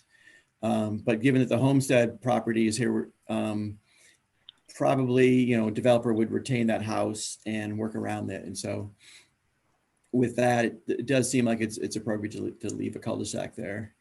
And also we had some discussions with Mr. Anderson around, basically, a requirement of the city is to do some kind of ghost platting for the extension of this road so that it's clear that there's, it doesn't just lead, there's potential lots that can be created from that. It's not going to impact or hinder development of the property to the east. So with that, I'm happy to take any questions further questions from the Planning Commission. Donovan, these lots are getting fairly small. The 60-foot wide ones, I think, are almost half what the zoning standard is. I don't recall us, the PUD gives you flexibility, but I think we've moved past flexibility here. And my comment is these 6, it's a little less on the width than the length. If you take these lots and you add the front, the rear setback, and shows a house in the packet that is almost 70 feet long, that allows a 2-foot deck because you run out of land. It's 130 feet. These are lots not much larger than I had in St. Paul up in the Hillcrest area, 50 wide, 120 deep. These seem an awful lot more like they should be in a little more urban core than out where we are here. And so are you referring particularly to the 60-foot wide lots? There is, some similarity with to Hawthorne Heights with the detached townhome. I mean, for their building pads there proposed to be 40 feet wide. They are 50 feet. So that is narrower. Up on that extension of 204th, that seems to be pretty close to what is what we have seen in Hawthorne Heights with the 50 by 60 building pads. You know, they're identified as the large detached townhome. But 60 and 65-foot wide lots are single-family homes. They're not townhomes, correct? No, though, yeah, those are single family homes, correct? Yeah, so those are the lots that I'm really discussing. The townhomes, they always get a lot of flexibility, and I understand that. But the individually owned lots, because on the townhomes, they're not actually individual lots, correct? They will be one lot and they get the pad, basically. Or are those further subdivided into lots? No, those are created as building pads, which are owned by individuals, and then the area surrounding is owned by the HOA. Correct. Yeah. So there's a big difference between that and a single family lot. So my concern is on these small lots that we're getting, you know, I'm all for development, but I think we're getting to an awful small lot for being this far out of the metro area. That's my opinion. Well, for the benefit of Mr. Anderson, I mean, do you have a dimension in mind in which, for a PUD application, what do you think might be acceptable with, or, you know, do we want to just kind of hash it out a little more? Bigger? Yeah, Donovan, this is John Anderson. The computer in the office here is dead, so I'm on my phone right now, so I can't see, and I missed half your presentation. So can you guys hear me? Yes. Okay. Do you want me to present some things and go through some stuff, or how do you want to handle this? I'm kind of working off a phone.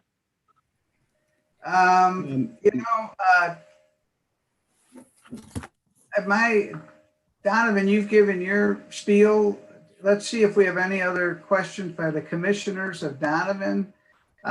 Since you probably would have a lot more to add and you have a lot more to gain or lose by the discussion, I would almost say we need to invite you back in 2 weeks or something to really have this discussion when you can see what we're talking about. I'm in City Hall with Donovan right now. This is even worse. The laptop I had went dead right when the presentation started. Okay. So I don't want to have to table this and come back in 2 weeks if I don't have to. Understood. That's fine. Dennis? Donovan's here with me right now trying to hook it back up. So. Okay. Well, we got a few more comments by commissioners first, so then we'll come back to you. How's that, John? Okay. Okay. Dennis? Okay, Donovan, this is the only drawing we've got here to kind of, and we're just providing comment here, I know. But with the next presentation, we're going to see a drawing that shows pads, right? Building pads. Where does that come into the picture here? I mean, it's just really hard to, even for somebody who's, who looks at these things for a living, to make an assessment of some of the things that have already been brought up here about the width of these lots, just on this very general drawing here. And I'm just curious what can we expect to see on the next go around with this, on this application? What's the city requirement? That'll be I think Donovan's working on the computer. I believe the next time we see this will be the preliminary plat. So really the purpose of this meeting is to give feedback on the general concept here. So before the developer gets too far down the road, you can hit the pause button and say, well, this may work, this may not work. So I believe the next time we see this, it will be the preliminary plat. So this is our opportunity to give feedback based on what we know. Am I Okay. correct? So, but make it, all right. So I don't want to overly complicate it here. I don't want strain at things that we don't have to at this point in time. But is it safe to assume that where there are ponds shown, that those are those like adjacent to wetlands? Are they part of wetlands? Are those just? Yeah.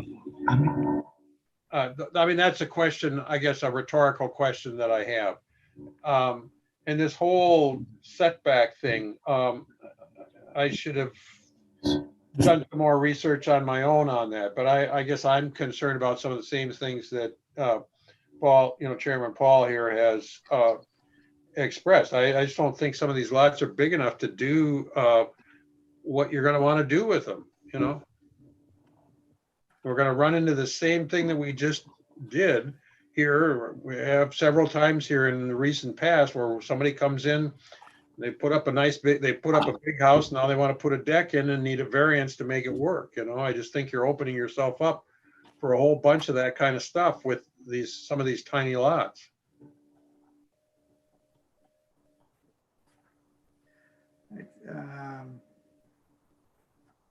Donovan, are you here? I am here. So I've set Mr. Anderson with video, and also I can share the screen for items that he wants to show you. So I'd like to turn the floor to John, if you'd like to explain or answer questions or take questions. All right, John, the floor is yours. All right, I appreciate that. Can everyone hear me? Yes.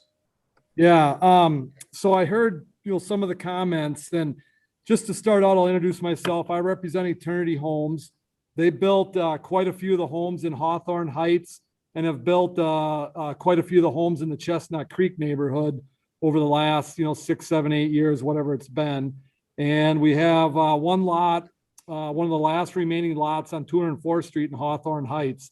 It's actually 3 lots over on the south side of 204th Street. We're going to be building a house there, which will end up being like a model home for this Birchwood Estates development. And we have 2 lots left in Chestnut Creek. One is on Hardwood Avenue, and one is a lot we're under contract with purchasing from Sherco Homes. So when we looked at this property, we decided, we've done some different product. We built some of these detached townhomes in Hawthorne Heights, and we've built some different size lots in Chestnut Creek. And we looked at doing a few different products there. So we had some initial discussions with Donovan, and after some of the talks, we came up with this concept plan that pretty much connects where we need to connect to with 204th out to 202nd, stubs to the north for Greystone, and it has that access to the east for the property to the east.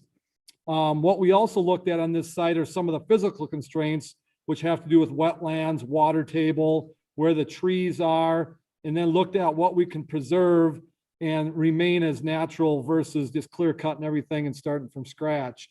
So what we did is we looked to extend 204th Street to the east, and we would do the detached townhomes. The ones along 204th on the south side, from a pad size, are 50 by 60 feet, which is the exact same size as Hawthorne Heights. So we're doing nothing different than what's already been built in Hawthorne Heights. The cul-de-sac to the southwest, which also has detached, are designed at 40 by 70. So they're a little bit deeper, but they are narrower. And we're doing this exact same product in a neighborhood called Nob Hill in Lakeville.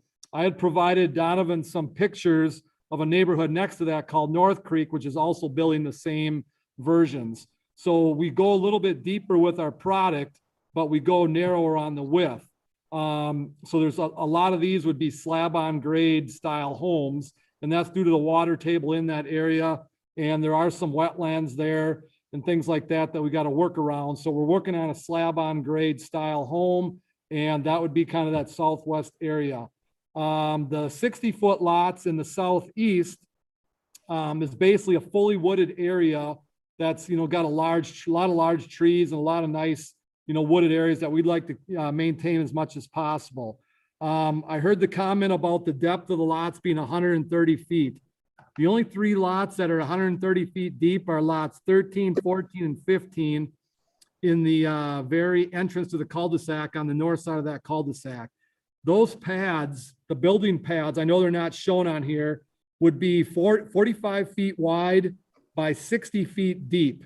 And that would still allow us another 7 feet to put a 10-foot deck on those houses. So we have a house that would build in that 45-foot by 60-foot pad, and then still have 10 feet for those 3 lots. All the other 60-foot lots have additional depth that we could go even deeper with decks or the house if we wanted to.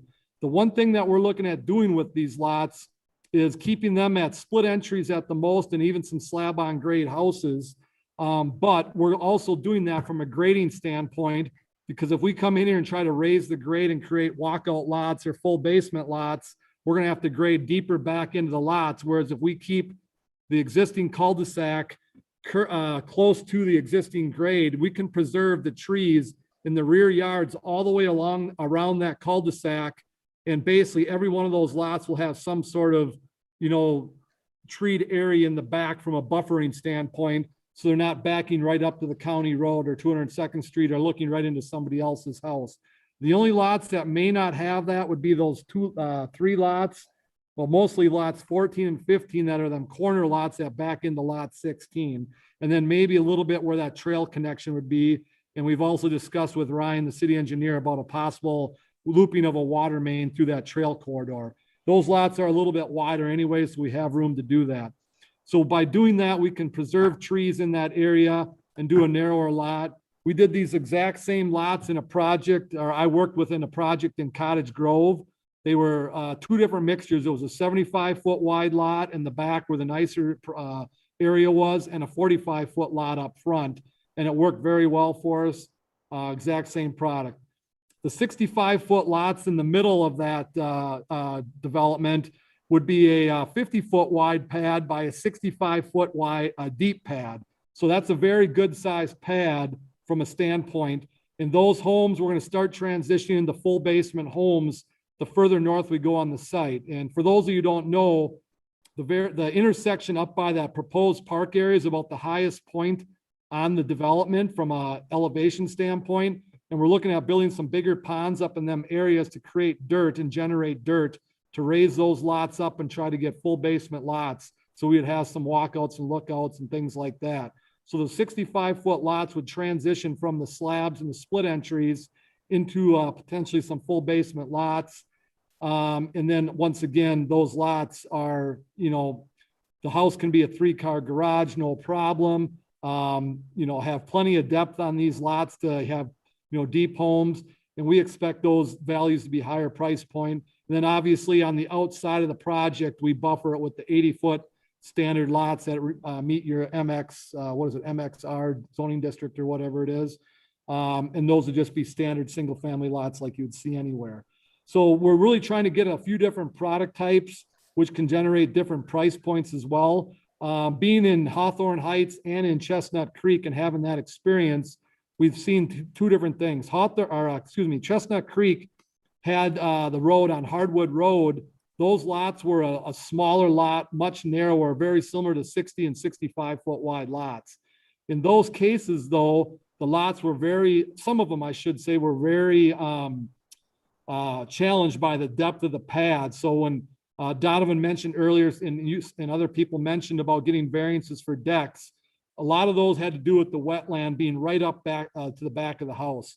We literally don't have any lots other than a couple in this entire development that will have that sort of problem, because our wetlands actually, other than a couple of littler ones, lay out fairly well to give us nice backyards. The 65-foot wide lots, for instance, will have no issues with wetlands in the rear yards. The 60-foot lots, other than maybe lot 17, should have no issues with wetlands in the backyards. So we shouldn't have any issues with depth on these lots. One other point I'd like to make is we're still working through our wetland impacts.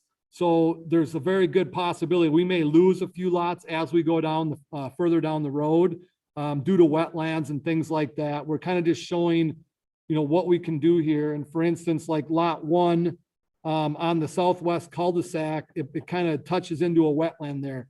the odds are that lot will probably end up going away to preserve that wetland. When we did this, we just kind of maxed in the lots, and then we kind of subtract as we work through the wetland and other criteria and issues that we've been dealing with. Getting back to a couple other points I know that were brought up was the 25-foot front yard setback. We've done quite a few neighborhoods in a lot of different communities. I know I sent some pictures of a neighborhood in Lakeville where we did 25-foot setbacks. The lots were 70 feet wide, but we've also done 25-foot setbacks in Farmington, Prior Lake, Lino Lakes, where we've had no issues with driveways and things like that. I know it was mentioned that boats and jet skis and things like that would be parked in the driveway. We actually are going to be putting covenants on that those types of RVs and sports recreational vehicles cannot be parked in a driveway for a long, obviously if it's overnight for a day or two is one thing, but for a long period of time, they either have to be stored in a garage or stored off site somewhere. And we do that in pretty much all of our neighborhoods. So that doesn't typically become an issue, whether the city has that rule or not. The other item was the rear yard setback of 30 feet. One of the things that we're dealing with is it's probably not a big issue on most of those lots, other than maybe lots 13, 14, and 15. And that one there, like I said, we do have roughly 70 feet to work with, even if we had a 30-foot setback. Hey, We're just John, excuse me, John. asking for a little bit of flexibility on those setbacks, because there's quite a few places and we can demonstrate a 25-foot setbacks works very well. And Donovan, correct me if I'm wrong. I know that we had a couple emails today about the street width. Is it not true that your standard width is 34 feet in Forest Lake? Can you answer that question by chance? Or not? I believe it is. I believe it's 32. 32, not it is 32. 34. Okay. I know Pioneer Engineering, who will be our project engineer in this, thought it was 34. If it's 32, those pictures in Lakeville that I sent you, Donovan, those are a 25-foot setback on a 32-foot wide street. And as you can see in some of those, they have some small RVs and boats parked, and they are not overhanging the driveway. A standard parking stall is typically 18 to 20 feet deep for a commercial building. And at 25 feet, you can park a pretty good sized truck in a driveway and still not overhang onto a sidewalk. And for the streets that don't have sidewalk, you really have the driveway out to the curb, which adds another 12 or 14 feet to the length of that driveway. So at 25 feet, you're really closer to a 40-foot driveway if you go all the way out to the curb. I also know you talked about the sidewalk on both sides of the street. I don't know if that's needed or not.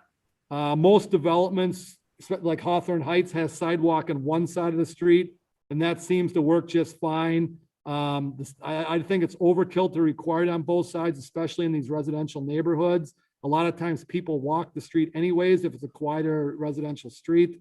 The other items about the conservation easements over the ponds and things like that, we have no problem with that. We think that's fine.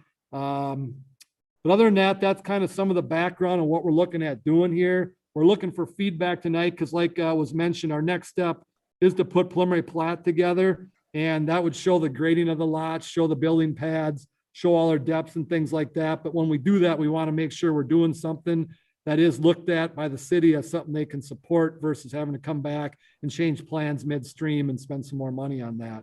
So in every case here, we have done developments in other areas or other communities with these exact same lot sizes from all of them.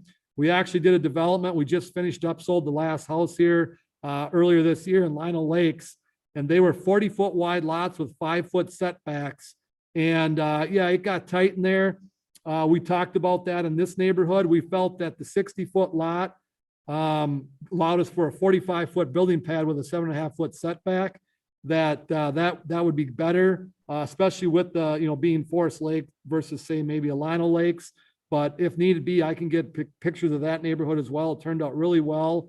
And that was a neighborhood that had larger, like 80-foot wide lots, and then the smaller lots. So it had a kind of a choice between product types and price points. So with that, I'll take any questions and try to explain anything in a little more detail if need be.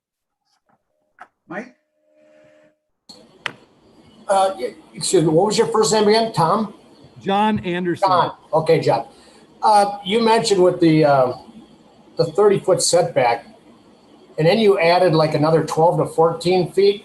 What was that? Yes, the 30-foot setback is actually from the property line. If you actually add the boulevard from the curb to the property line, it's typically another 12 or 14 feet.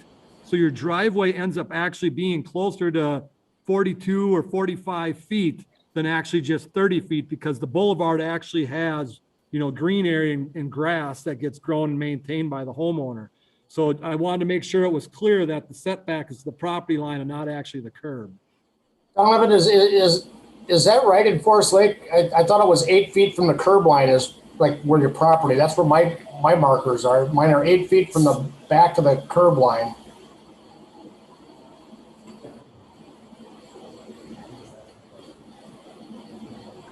One of mine's about 10, the other's about 18. Thanks. So it varies from neighborhood to neighborhood. I think it depends exactly where the road ends up and whole 9 yards. Dennis? So what is the total right of way width for the street on, and what's shown here now? So all the streets are shown at a 60-foot wide right of way, which is Forest Lake standard, except for the 2 cul-de-sacs are shown at a 50-foot wide right of way. I know Donovan has mentioned that's been done previously in Forest Lake. Yeah, that's correct. And John, I just did check that the street standard for local street is 32 feet curb face to curb face. So do we have a standard for the right of way width, Donovan? Yeah, it's 60. Yeah. Yeah. And the main streets there do conform to that. So that would be the 32-foot street and then roughly 15 or 14 feet on each side. Correct. And then outside of that is the drainage utility easements. As you can see, John, I can show the photo that there's a Briar Hill you sent over. Barris Ridge? Briar's Ridge. Barris Ridge, yep. Yeah, do you want me to show that? If you want to, yes, please. Okay, so I'll share that.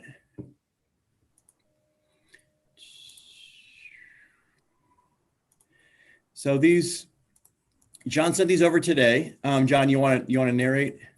Yeah, so this neighborhood is actually the North Creek neighborhood, which is similar to the detached townhomes.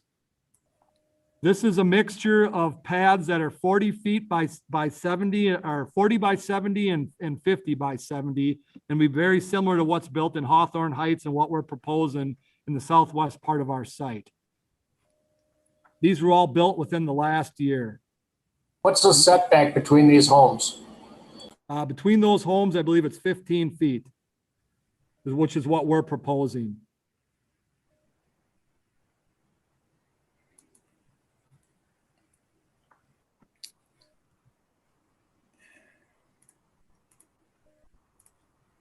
Also, I'd like to share this other one, which gives you a little different view of, and this kind of gets a little bit at the, that width of garage face to sidewalk, then to street. Yes, this neighborhood is the Barris Ridge neighborhood in Lakeville. These are 70-foot wide lots with a 25-foot front yard setback. And this side of this street has a sidewalk on it, and the property line is on the right side of the sidewalk. So it's 25 feet from behind the sidewalk to the garage.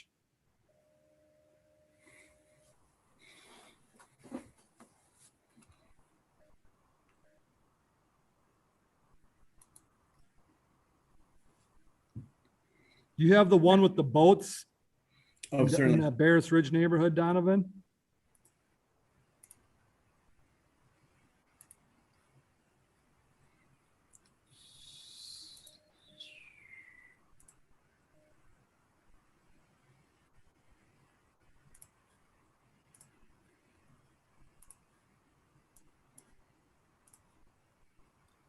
This one here is also in a neighborhood with a 25-foot setback. And as you can see, a couple of the houses have boats parked in their driveway and a couple have cars parked in their driveway. And in this case, none of those encroach onto the sidewalk. So this is what we're proposing for the 60-foot lots and the detached townhomes. Honestly, we'd like to have, we'd like to go a 25 on the 65-foot wide lots as well. But we didn't show that on the concept plan. But this would be what it would look like in the Birchwood Estates neighborhood if we went with a 25-foot setback. And the houses in this neighborhood range from about $450 to about $700 to almost $800,000. So these are some fairly nice homes.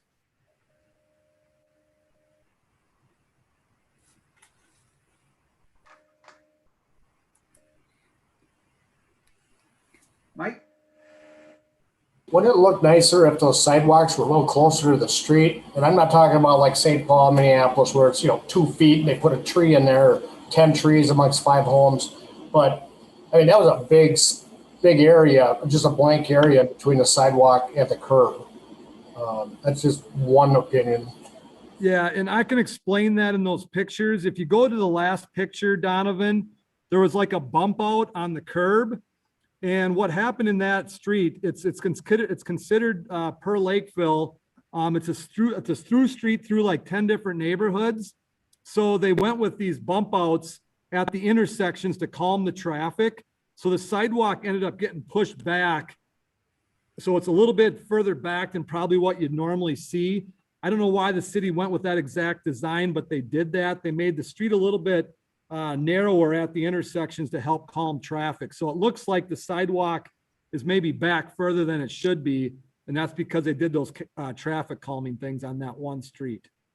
Oh, one thing about those bump outs, because I worked for the cities before, and they installed all these bump outs in, and it's really hard for snowplow drivers, the street sweepers, pretty much any maintenance on the streets. It's hard on them, and it really does. I agree it does with not that. slow down traffic. Yeah, I agree with that. And we have that exact issue on that street in that neighborhood. And if you look at that picture, if you look further down the street, it's gravel. There's a half-mile stretch that's going to be upgraded in the next few years. And it'll be a straight shot to Cedar Avenue, which is one of the main arterials in Lakeville. So there is a lot of traffic that does travel that street. And that's why they had them to try to slow that traffic. But it does slow traffic, but it does create those issues for the snow plows. You are correct. Back to my earlier comment, I'm all for development. But when these lots, we normally have a 15,000 square foot lot here. And some of your lots are approaching roughly half of that size for single family homes. I think that's excessive minimization of lot size to our zoning. And the PUD does give flexibility, but I think that we need to look at growing. My opinion is we need to look at growing some of those lots. And I think, as you said, you'll probably lose a couple with the wetland delineation and whatnot. But, I'd be a lot happier seeing lot sizes in the 10 to 12,000 square foot lots, which would bring it a lot closer to where we are. That's my opinion. Again, if it's one or two that happen to be shoehorned in, I can probably live with that. But if I got a lot of them down at that size, I'm going to have a hard time going along with the plan, even though I'm very pro-development. But that's me. Can I ask a question? I believe your MXR district has a 60% single family, 40% detached townhome ratio. We're well below that ratio. What if we made those 60 footers more detached townhomes? How would that be any different? And we would still be within your ratio.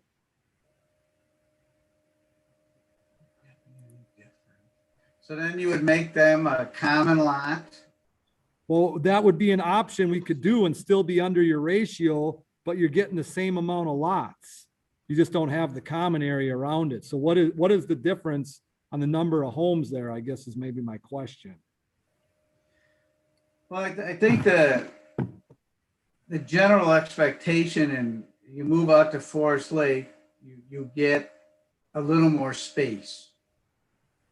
And so that's what I'm trying to maintain here is you get a little bit more space. I'm not talking 2 acres, 5 acres, those people. But just a little larger lot. That's the expectation when you move out. I realize that land prices are high, building prices have gone through the roof. I'm surprised anyone can afford to buy a house, but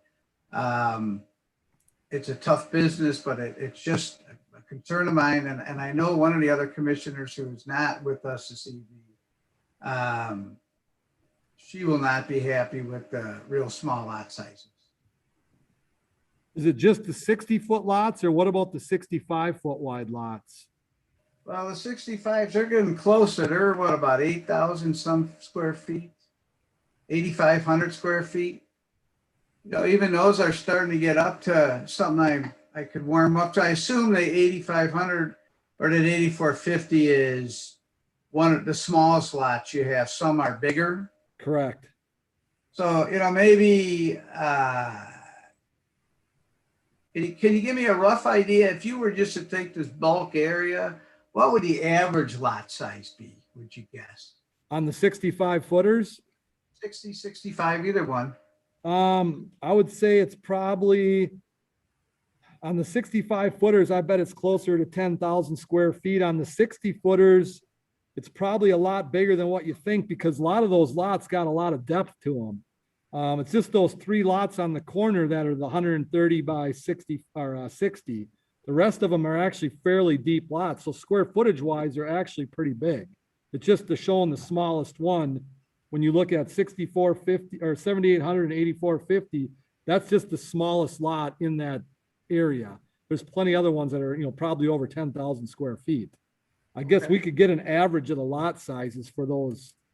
Well, I'm just, I can just caution you that the smaller the lots get, the harder we have. The farther we get away from the normal zoning, more we could, I think, as my mother would say, we would capitulate. And it just, that's just my advice.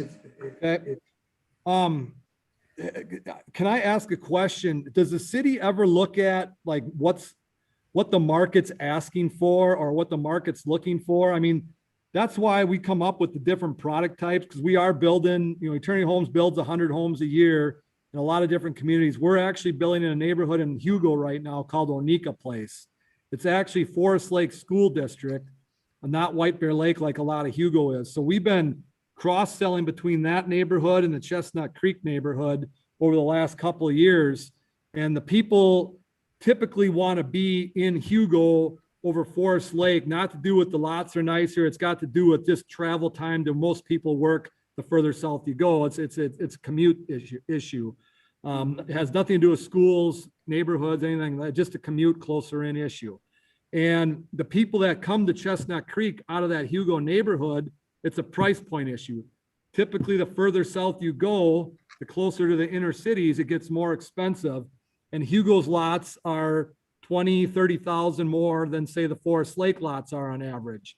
So you can get cheaper lot up here, which brings the price point of the house down. We can build the same house here as we do in Hugo. It's just your lot price is probably $30,000 cheaper. And 30,000 is enough to get a person in that one house they can't afford in Hugo. So when we look at this, we look at price points as a big item. And as you guys go south right now on 35E, on the west side there at County Road 14 on the Lino Lake side, there's a huge development that Lennar Homes is doing right now. And they're selling, and it all has to do with the price point of their house because they were able to do a huge plan unit development and get density. And they're doing multiple products, townhomes, detached townhomes, small single family, larger single family. And they got all these different product types and price points in that neighborhood. So if somebody can't afford one, they can move down into a smaller single family. If they can't afford that, they move into a townhouse. And that's kind of what we're trying to do here on a smaller scale. And when you come in and say, well, you can do the detached townhomes and bigger lots, you kind of eliminate that middle buyer because there's not really a product for them. They have more money don't want to be in that detached townhome, but yet they can't afford an 80-foot wide lot. So that's what we're looking at doing here. There's kind of that step up buyer. Some buyers obviously can pick whatever they want, but there's always a price point limitation that we deal with. So we've done a lot of looking in Lino Lakes, Hugo, and we've been in Forest Lake for quite a while now. And that's kind of why we came up with this, just kind of from an informational standpoint. So. Sure. Could I offer something, from my standpoint? John, you are showing, other communities that Attorney is building out, and you're showing the 70-foot wide lots. That's something I think that Paul is advocating for, is something that you're actually building elsewhere, that, that Forest Lake is here. And I think, from my experience with Forest Lake, people do have their stuff. I did tour, one of those Lakeville communities that that has a similar product. And, I just didn't see the number of, boats and just recreational vehicles there on, obviously I just went one Saturday afternoon, but, I think you spend more time over here, you'll realize that people live in Forest Lake, as almost a, jumping point to get northward. It's like their cabin in the city, where then on the weekends, they take advantage of all sorts of the, natural resources and, recreational opportunities in this area. And, and also from my, just enforcement side, the narrower lots seem like they do increase tensions between neighbors. I like to see more separation, so people have kind of more of the elbow room that they move up here for, as well as I think it's just, they are just not as much impacted by their neighbors' actions when there's a little more space to kind of offer a buffer. And I will say one thing, those neighborhoods in Lakeville, the reason you don't see all the equipment and all the recreational vehicles and boats is because the covenants down there restrict it. And that's the reason why those covenants are put in place, so you don't have stuff parked all over. Now, you do see some here and there that are there for a day or two, which is allowed, but when it gets there for over a period of a week or two, that's when enforcement takes place. So when people go in there, they know that going in, and they typically store in the garage. And in most cases, they have a 3-car garage. So if they have a boat, they can stick that in there, or, a couple snowmobiles or whatever. And I do know, I grew up in a city very similar to Forest Lake, so I understand that. I have, boats and things like that myself. And I know how that works. So, I understand that, thought process. And we're just looking, like I said, to try to get, something that we've had buyers in Chestnut Creek saying, if we could do this, we would do it. But Chestnut Creek didn't have all the exact same product. And there was Hardwood Road in Chestnut Creek was very similar to the 60 and 65-foot wide lots that we're proposing right here. And so it's something that has been done in Forest Lake before as well. So.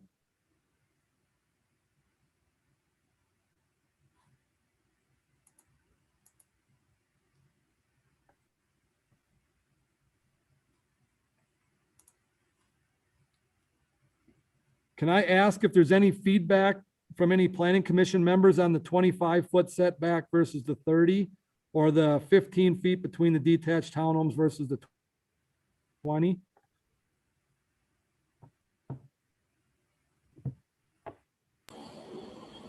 I would prefer to see the 20 feet from house to house, or 10 feet side setback.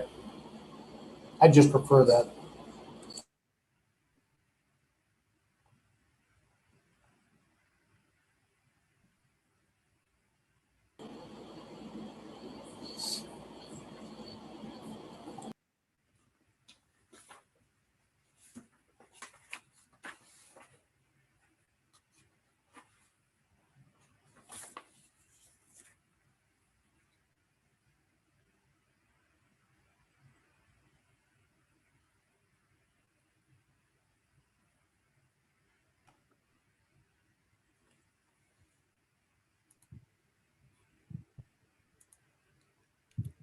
It appears that we have lost Paul.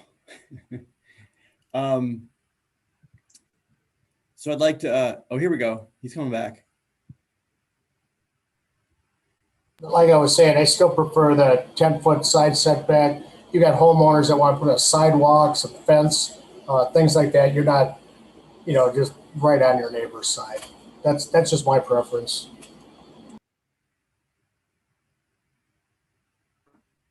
Apologize, I was bounced again. Other comments?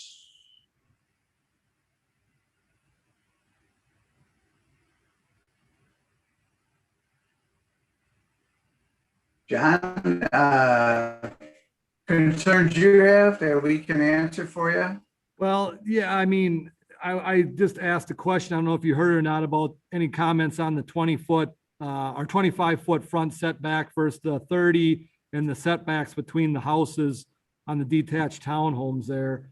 So, and I know Mike said he prefers the 10-foot setbacks or 20 feet between the houses. I don't know if anyone else has any comments or not. Well, now on the detached townhomes, I think we allowed that somewhere else where it was a 7.5 feet. So that was 15 feet. But the regular homes around the rest of the development, I would really prefer to see 10 feet instead of 7.5. Donovan, your comment was 20 feet between the detached townhomes in your memo, correct? No, it was 20. It was really just on my recommendation was on the cul-de-sac, just related to the driveways coming in there and just, some of the issues that might result from that, if they're too tightly configured. So 20 feet on the cul-de-sac, correct? Yeah. Yeah, but the other lots, the 7.5, you didn't have any comment on that, like the single family? No, we've seen it elsewhere. I mean, I can, I can also agree with Mike that, I think people move up to Forest Lake for elbow room, and I like that, but I also could accept 7.5. I could, the reason we typically have gone with 10 feet, or we almost always have gone with 10 feet, is a lot of parts of the city do not have water. So we need the separation for fire. Here, I assume we're going to have fire hydrants. City can respond and they can do a much better job being able to fight the fire if they have water. So I know, in fact, I thought that the development just to the west here, I thought they were at 15 feet or 7.5 feet per side. I could be wrong on it. On the detached townhomes, it's 20 feet between buildings in the Hawthorne Heights neighborhood. That is correct. I was actually reviewing, John, your model home today and noticed in looking at that.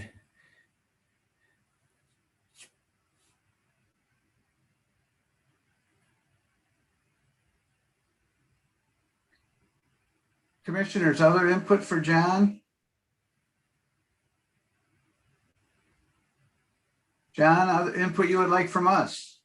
I think everyone's, spoke on the items that were, to be discussed tonight. I didn't hear anything overly negative about the overall development. We're just talking things like setbacks, some lot size stuff and stuff like that, which really doesn't affect, affects the development, but it doesn't affect the overall layout, street configuration. I know Donovan and I have talked about the park up on the north side there. I believe this is going to the Park Commission next Wednesday. Is that correct, Donovan? That'd be Tuesday at 5 Tuesday. p.m. No, Wednesday. You're correct. Wednesday, okay. Wednesday Yeah. in the summertime. Yeah. So other than that, no, we'll take this back, talk it over here over the next few days and discuss, the lot sizes, setbacks, and we'll come back with a full proposal with a preliminary plan unit development. We'll have a lot more detail, things like that. We're just looking for some general feedback tonight, which we received. So I appreciate that. Well, we really, we like to come in here. And what we don't want to have is have you come with the preliminary plat and just get lambasted with all this stuff. But it's nicer to have a nice conversation about it, give us input kind of where we're from.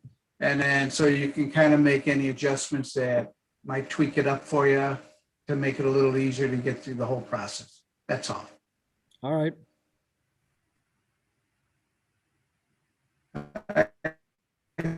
Thank you very much for coming this evening. No Good problem. luck on your Thank you. development. You bet. Thanks. Have a good evening. All right, this moves to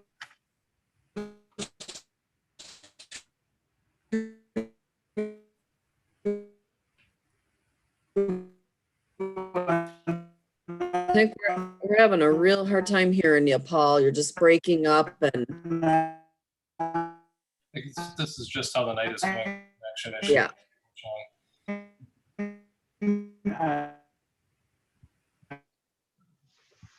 Just nod your head, Paul. We could probably- Donovan, can we move on to the next thing probably? Do we need the, I think I'd like to, with respect to summer the- patio interim ordinance? It's a discussion item. I think it's you, Donna. Pardon me? Yes, I moved to my phone. yes, a discussion item, yes.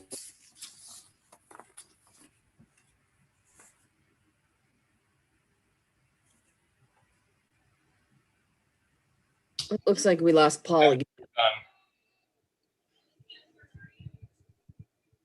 Okay, I'd like to keep moving. Moving into the other section of the agenda tonight. As Paul mentioned, we did receive from the city attorney a interim ordinance that's going before council next Monday night. Staff thought it would be good to allow the planning commission some opportunity to provide some feedback if you feel it's needed. What this is simply allowing the outdoor seating arrangements that I believe something like maybe a dozen to 15 businesses have taken advantage of this. That was offered during periods of COVID restrictions. And I'm familiar with, for instance, Grilliams doing that restaurant on Broadway in the 500 block, West Broadway, as well as Don Julio's, where, in order to allow for social distancing and just increased, dining when dining inside wasn't really viable or just forbidden, or just people that felt it wasn't safe. So just in case that the governor does rescind his emergency, pandemic restrictions, and then the city does release their emergency declaration or rescind that there is actually some legal means for this outdoor dining to continue. And there's some conditions that are presented in this. And it's really meant to be really general and really just not meant to create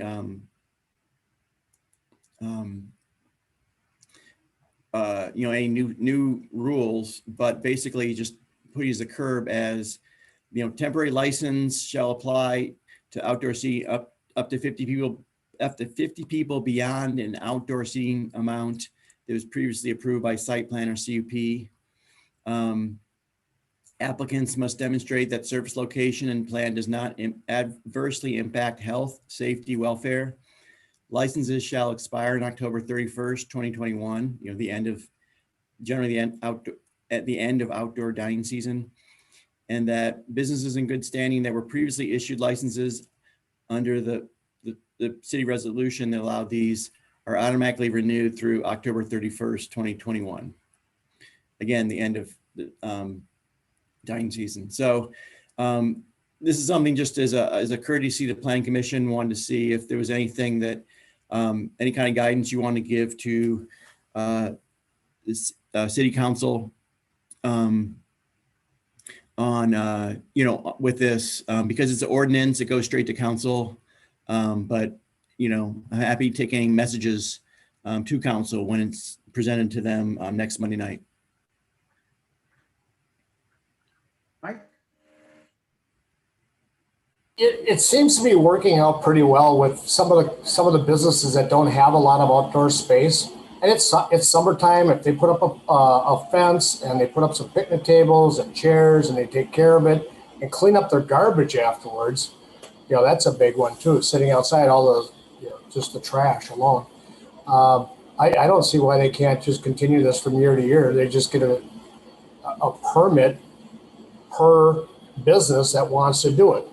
And the permit could be free, it could be $10, whatever the city comes up with, as long as it's reasonable. Because these businesses were hurting, and they came up with ideas to make them survive. And I think in the future, if they want to have a couple of tables outside for people in the shade, and that, more power to them, within reason.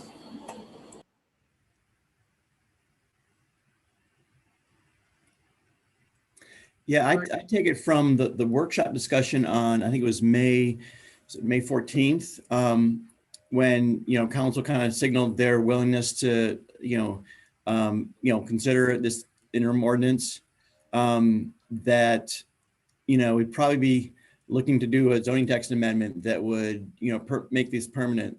And these are basically ones on private property. We already have sidewalk dining, rules, for outdoor seating. So this would be something extension of that, and and if it gets I can imagine I can think it's a strong good possibility this will come back as a zoning text amendment for planning commission to consider. Yeah, I do think that this is strictly an interim deal until we can formally adopt something later, because if he gets rid of the powers, they go tomorrow if we don't put some interim in. So we don't want him to lose. Yes. Any That, other comments? Good. yeah, your statement's correct. And it really is, it's meant to be that extension. And, perhaps, the city can always take it up later if they want to make it permanent.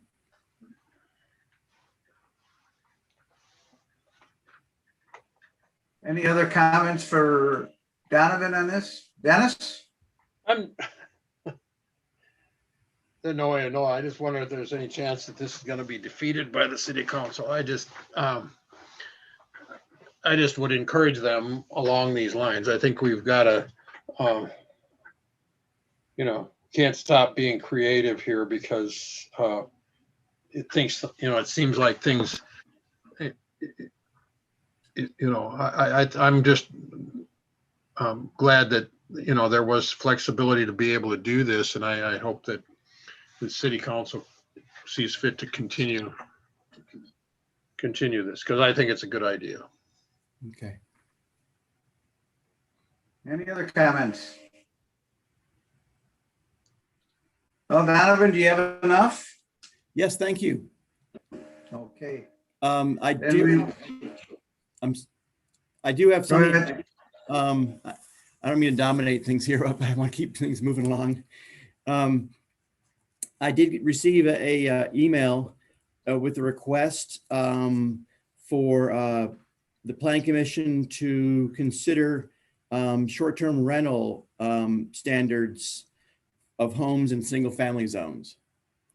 And this is something that, is not in our, we have bed and breakfast standards within the city, but you could easily, rent out your home and not provide breakfast and not meet the threshold of a bed and breakfast.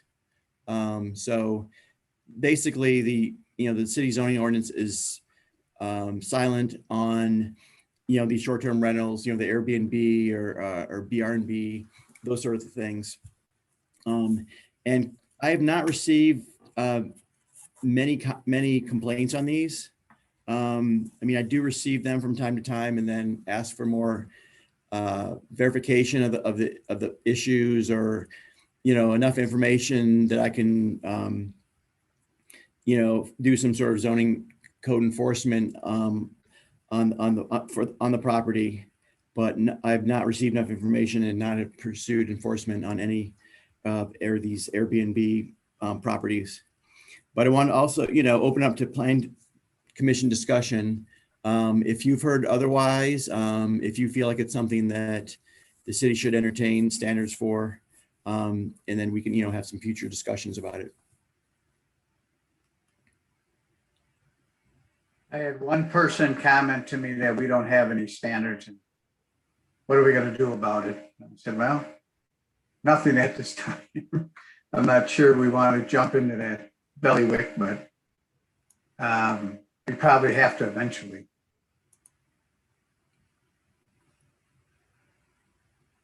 Other comments?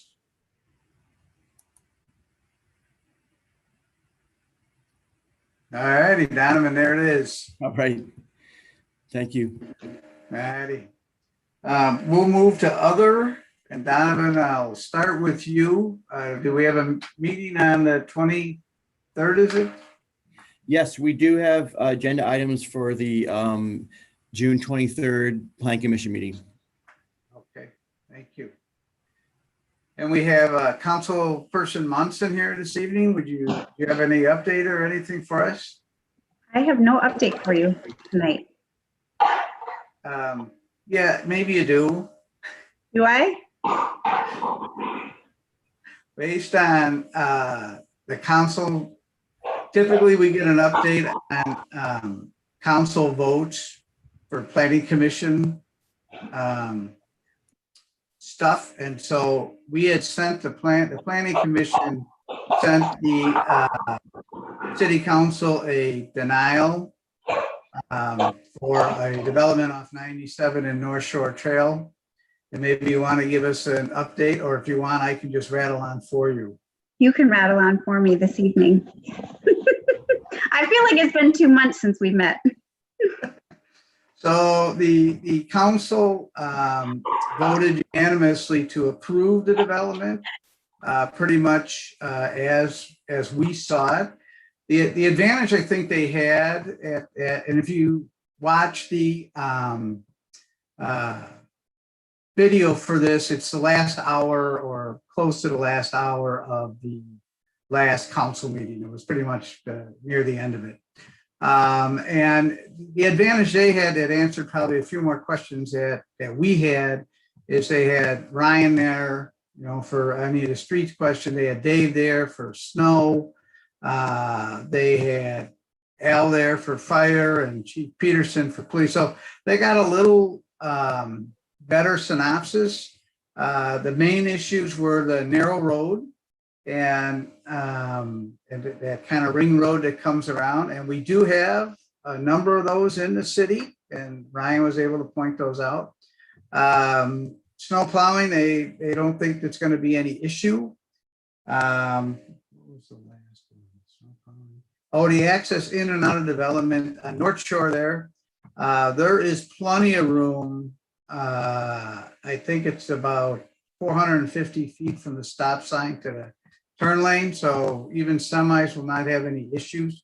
So, when you get all of that extra data that we had questions on, we may have reached a different decision also, but they did get a different decision than ours, that's why they get the big bucks.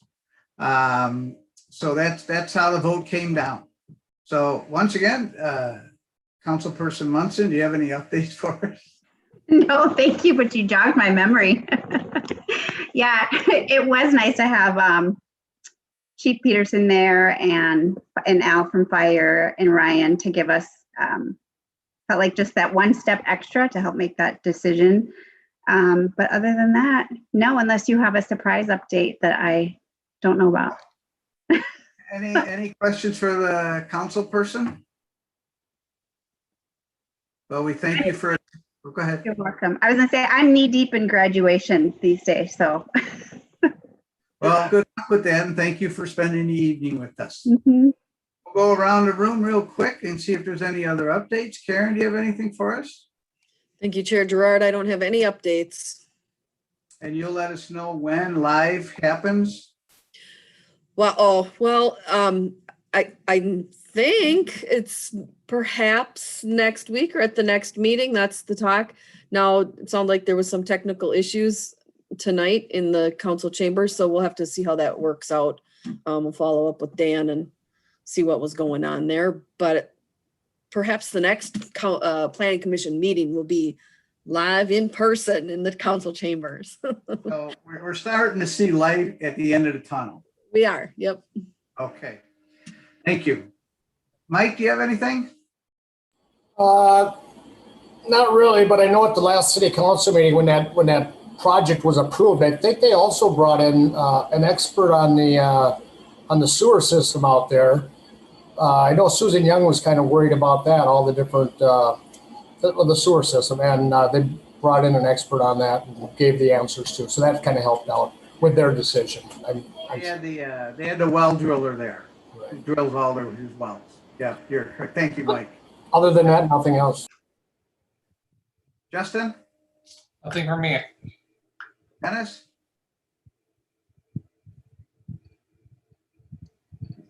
Just one generic remark about the first item tonight. I know we can't bring it up and rediscuss it. That was very painful.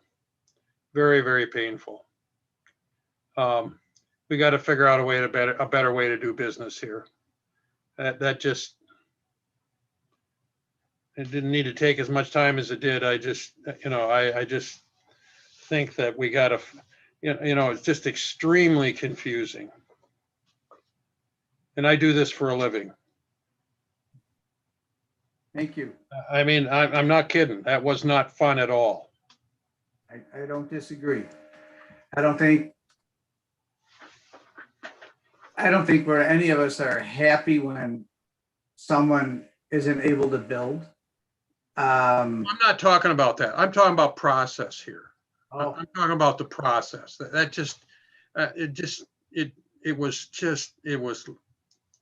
I mean, we weren't trying to be mean to you by not responding. I just didn't know what to do, and because I just didn't understand, it took, and I looked at it ahead of time, I don't know. I'm curious as to, I know there's certain things we can do on the air but I ask from time to time about workshops and stuff like that. I just think we should have, I think sometime once a year, we should have a session where we talk about process. Because we're not being consistent in how we're doing. I don't think we're being consistent, and I don't mean this I'm not just picking on Donovan. I know it's a tough thing because, I'm very aware that the applications that come in are very, very different, very, very diverse and that sort of thing. But I think we've got to come up with a more consistent way of putting together our applications so that we don't have things like that, where the process just, doesn't seem to work as well as I think it should. I think it, and I'm glad to talk off, if you want to talk about it offline, I'm glad to do that. Okay. Thank you for your input. I have no updates. So that brings us to adjournment. Chair's looking for a motion to adjourn. Motion to adjourn. A motion from Mike. Do I have a second? Second by Dennis. It's a non-debatable motion. Karen, can you call the roll, please? Commissioner Batty, Aye. Commissioner Keen, Aye. Commissioner Brink, Aye. and Chair Gerard. Aye. We are adjourned, and I thank you all for putting up with my lousy internet tonight. I appreciate the patience. Have a good couple of weeks. See you soon. Thank you, Paul. Thank you all.